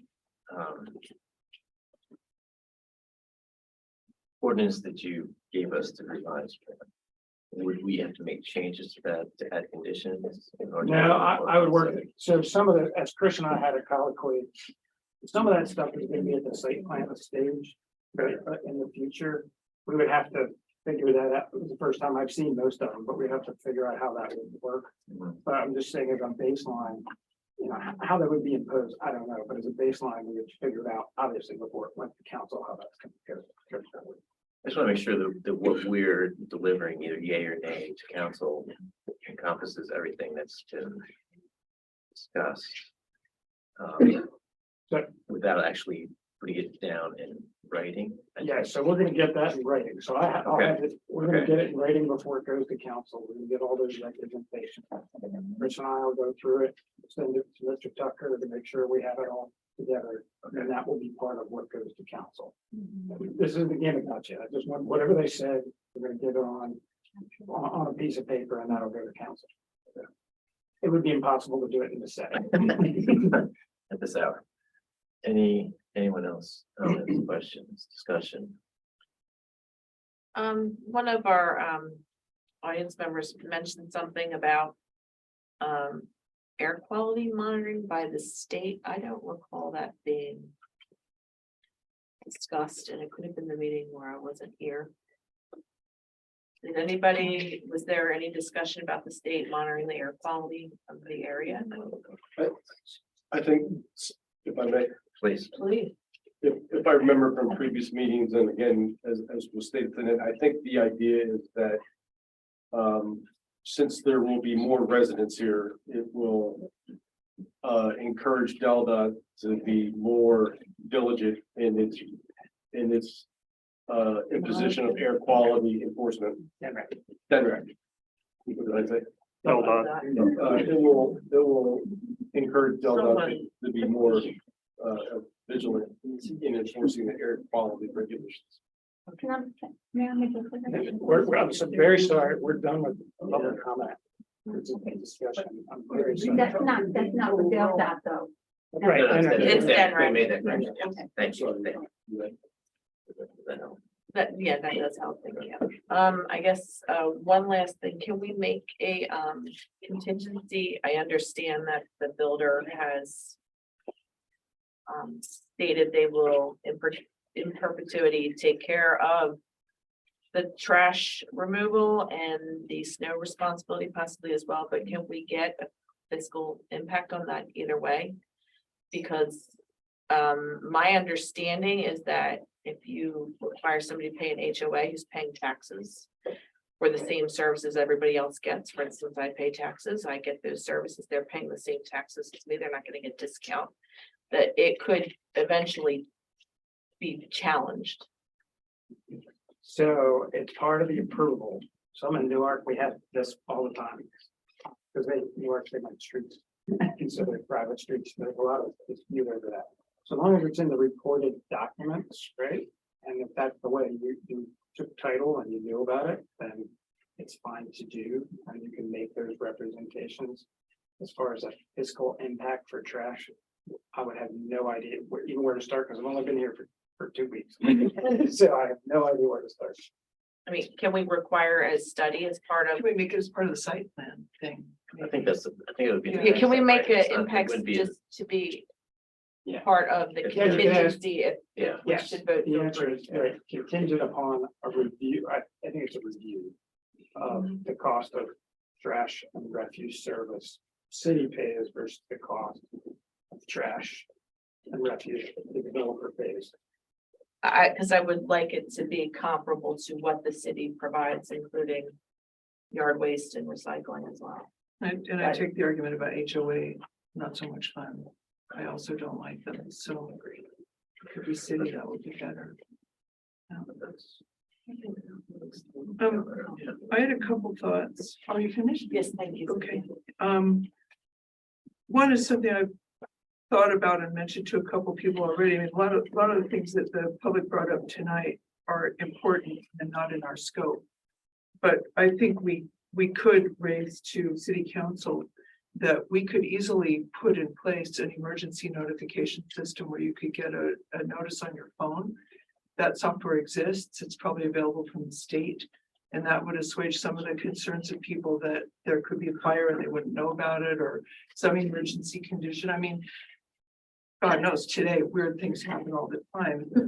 And if people nearby or anywhere in the city need to know about it, that would be very helpful. I mean, the only way I find out about things like somebody crazy with a gun is on my Ring doorbell software. You know, that is bad. So I think the city needs to look into that in general, and I would recommend that. The other thing which was appealing to me that came up was, several commentators repeated it, was no gas. I'm not sure you could do absolutely no gas, but you could certainly reduce the use of gas inside houses, which is directly associated with people's health. And I'm not sure we're technologically at a state where you could take it out of general heating systems. I'm not a subject matter expert, but we could ask for a minimalization of it. And the EV charging stations, I mean, in 10 more years, we're all gonna be in an electric car. That's gonna help air quality too. So anticipating those things, I think would meet some of the concerns that people raised here, which I thought were valuable. So thank you. Any of this conditions, that's the next step, that's not conditions, part of our recommendation for tonight. It's not, but I'm gonna try to memorialize them. We need to. I'm gonna try to memorialize them in In other words, we're gonna. some way, which I'm sure the developer's attorney will get mad at me about. That's okay. But I'm gonna try to memorialize them. I'm trying to take notes. Yeah. Is there anything else? I wrote down a whole bunch of the things that were discussed, and some of the things that seem site plan level that we need to memorialize. I just want to make a note too of the things I identified as evidence that Lucas Drive is built to DelDOT's conditions, which is a site plan aspect, but we need to make sure that the whole street is compliant.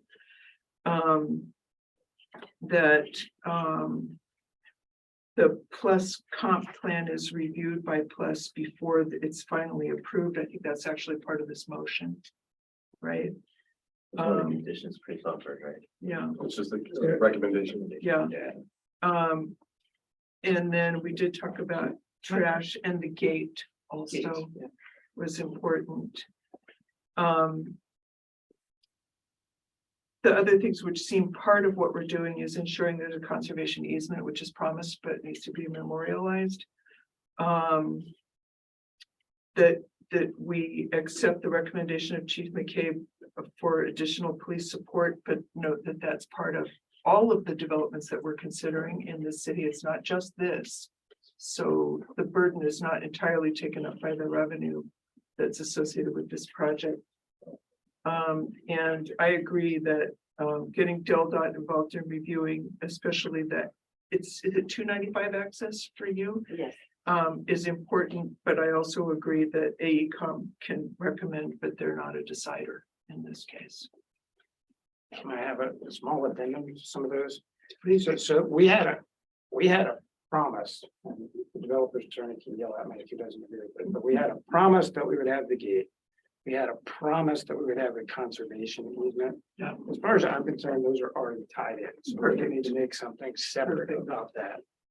And we also had a representation, so I'm gonna call it a promise, that they would update the traffic impact study to move out further.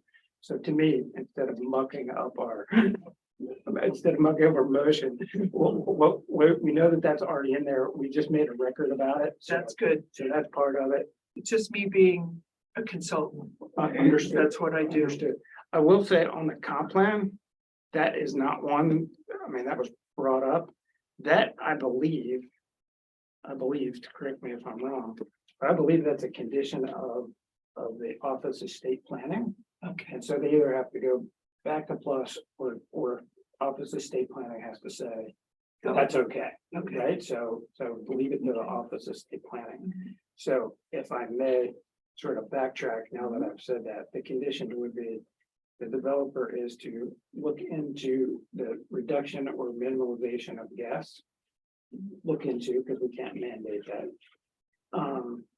That Lucan's Drive be built to DelDOT standards. 2.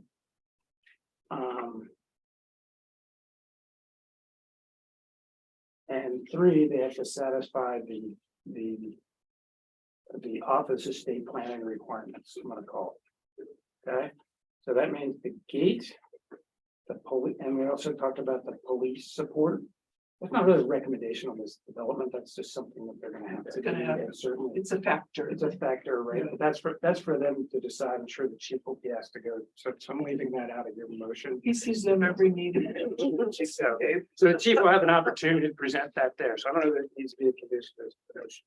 So, with that said, look into reduction again, oh, there's one more. Refuse service. We wanted to have a fiscal impact. Yeah, a review of the, I'm gonna call it the review of the cost. Mhm. Okay, If the city covered it all. right? As opposed to the developer. Yeah. Or owner in perpetuity.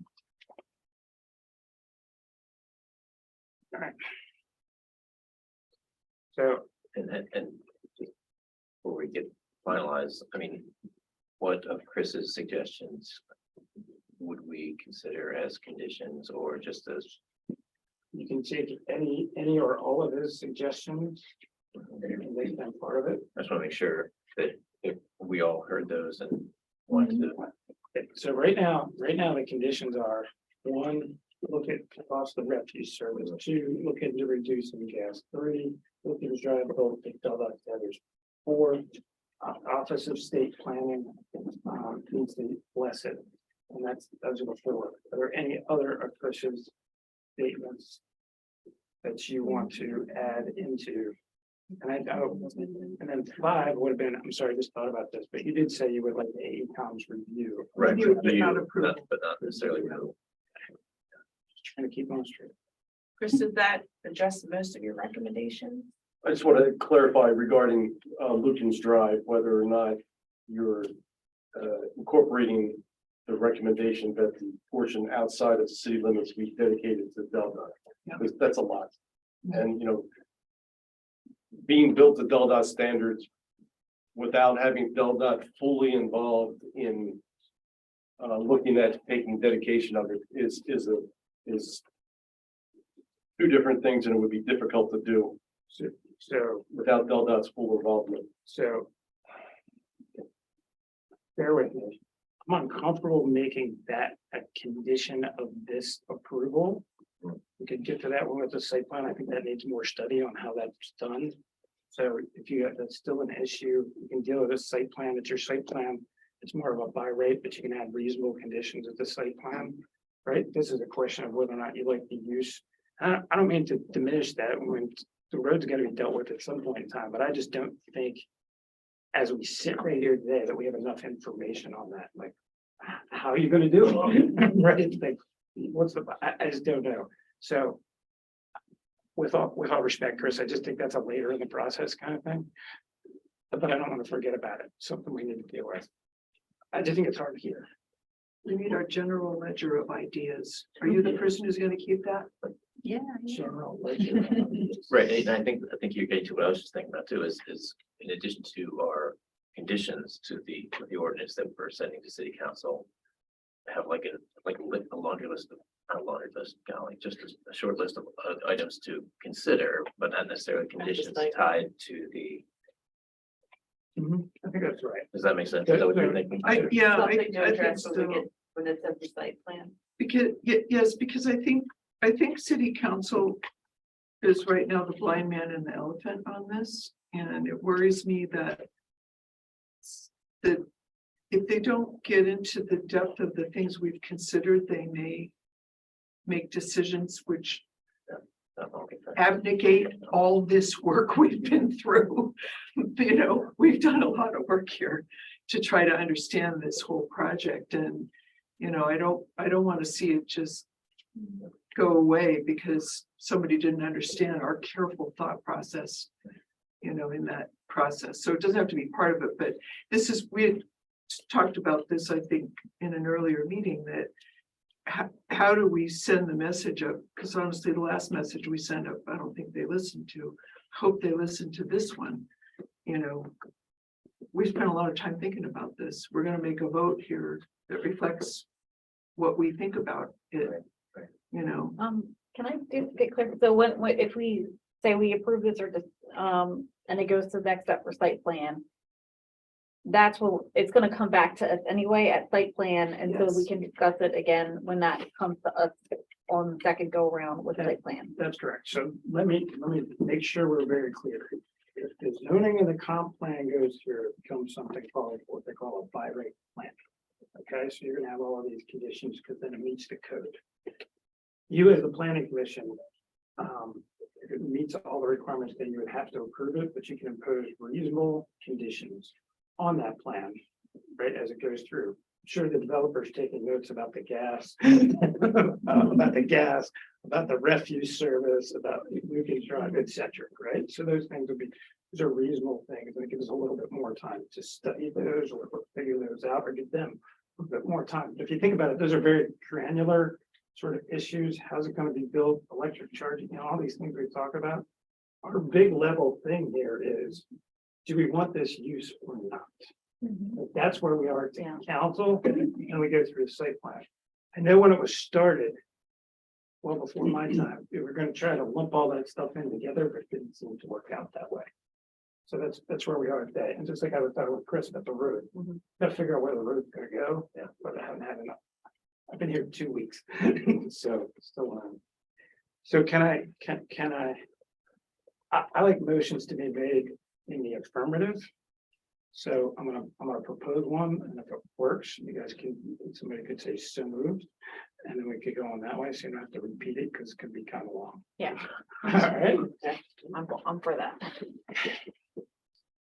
the motion would be for approval, because you always state it in the affirmative, there should be for approval or recommendation to the city council for the rezoning as proposed. Stop, excuse me. That would be conditioned upon the Office of State Planning, pardon me, the Office of State Planning giving its approval for the rezoning and the site plan. And also it would be subject to review by AECom of the traffic impact study. Prior to site plan, the planning commission requests, one, a study of the cost of the refuse service, either private or public.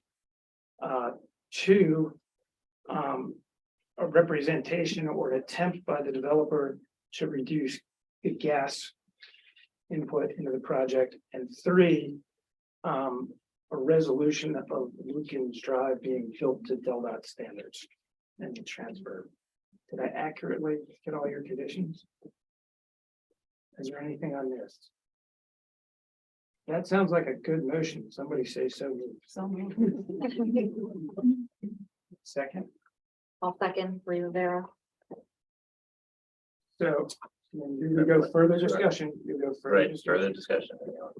There's no further discussion. You would have to do this by roll call vote. And you may remember when I started off at the beginning, I got out my book, right? So designed to listen. So you would state the reasons in the record, and you could say, for the reasons outlined by the developer, you could say that I believe this prevents the overcrowding of land and avoids undue concentration of the population. You can say this provides facilitates the adequate provision of transportation and other public requirements. You can say this is made with character, within the character of the district and the suitability for particular uses. So you could, take some, I'm just taking the statutory language, and those are fine ways to do it. So if you don't get it right, I will ask you questions. So we can't come up with our own. You can, Of course you can. you can, but I'm gonna make sure you hit one of these. It's in the book.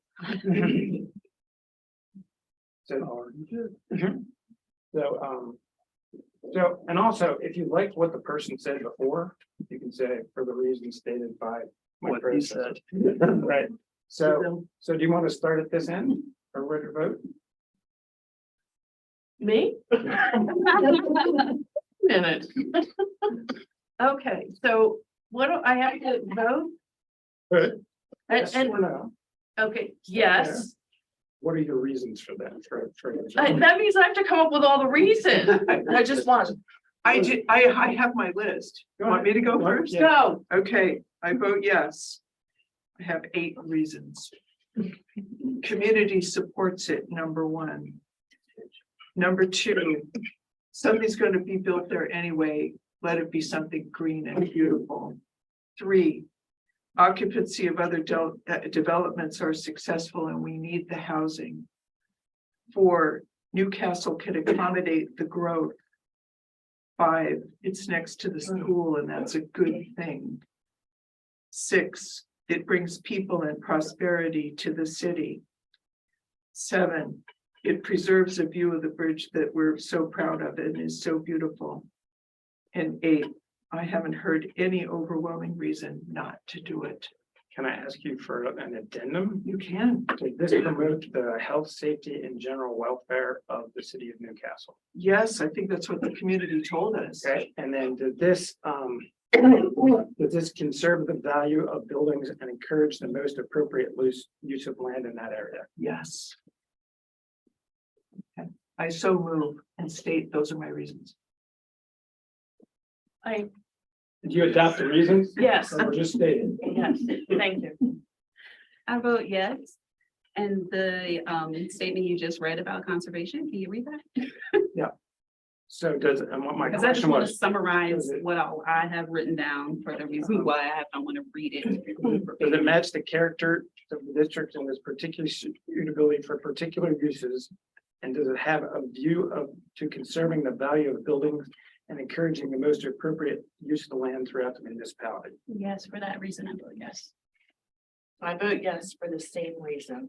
It's a mouthful.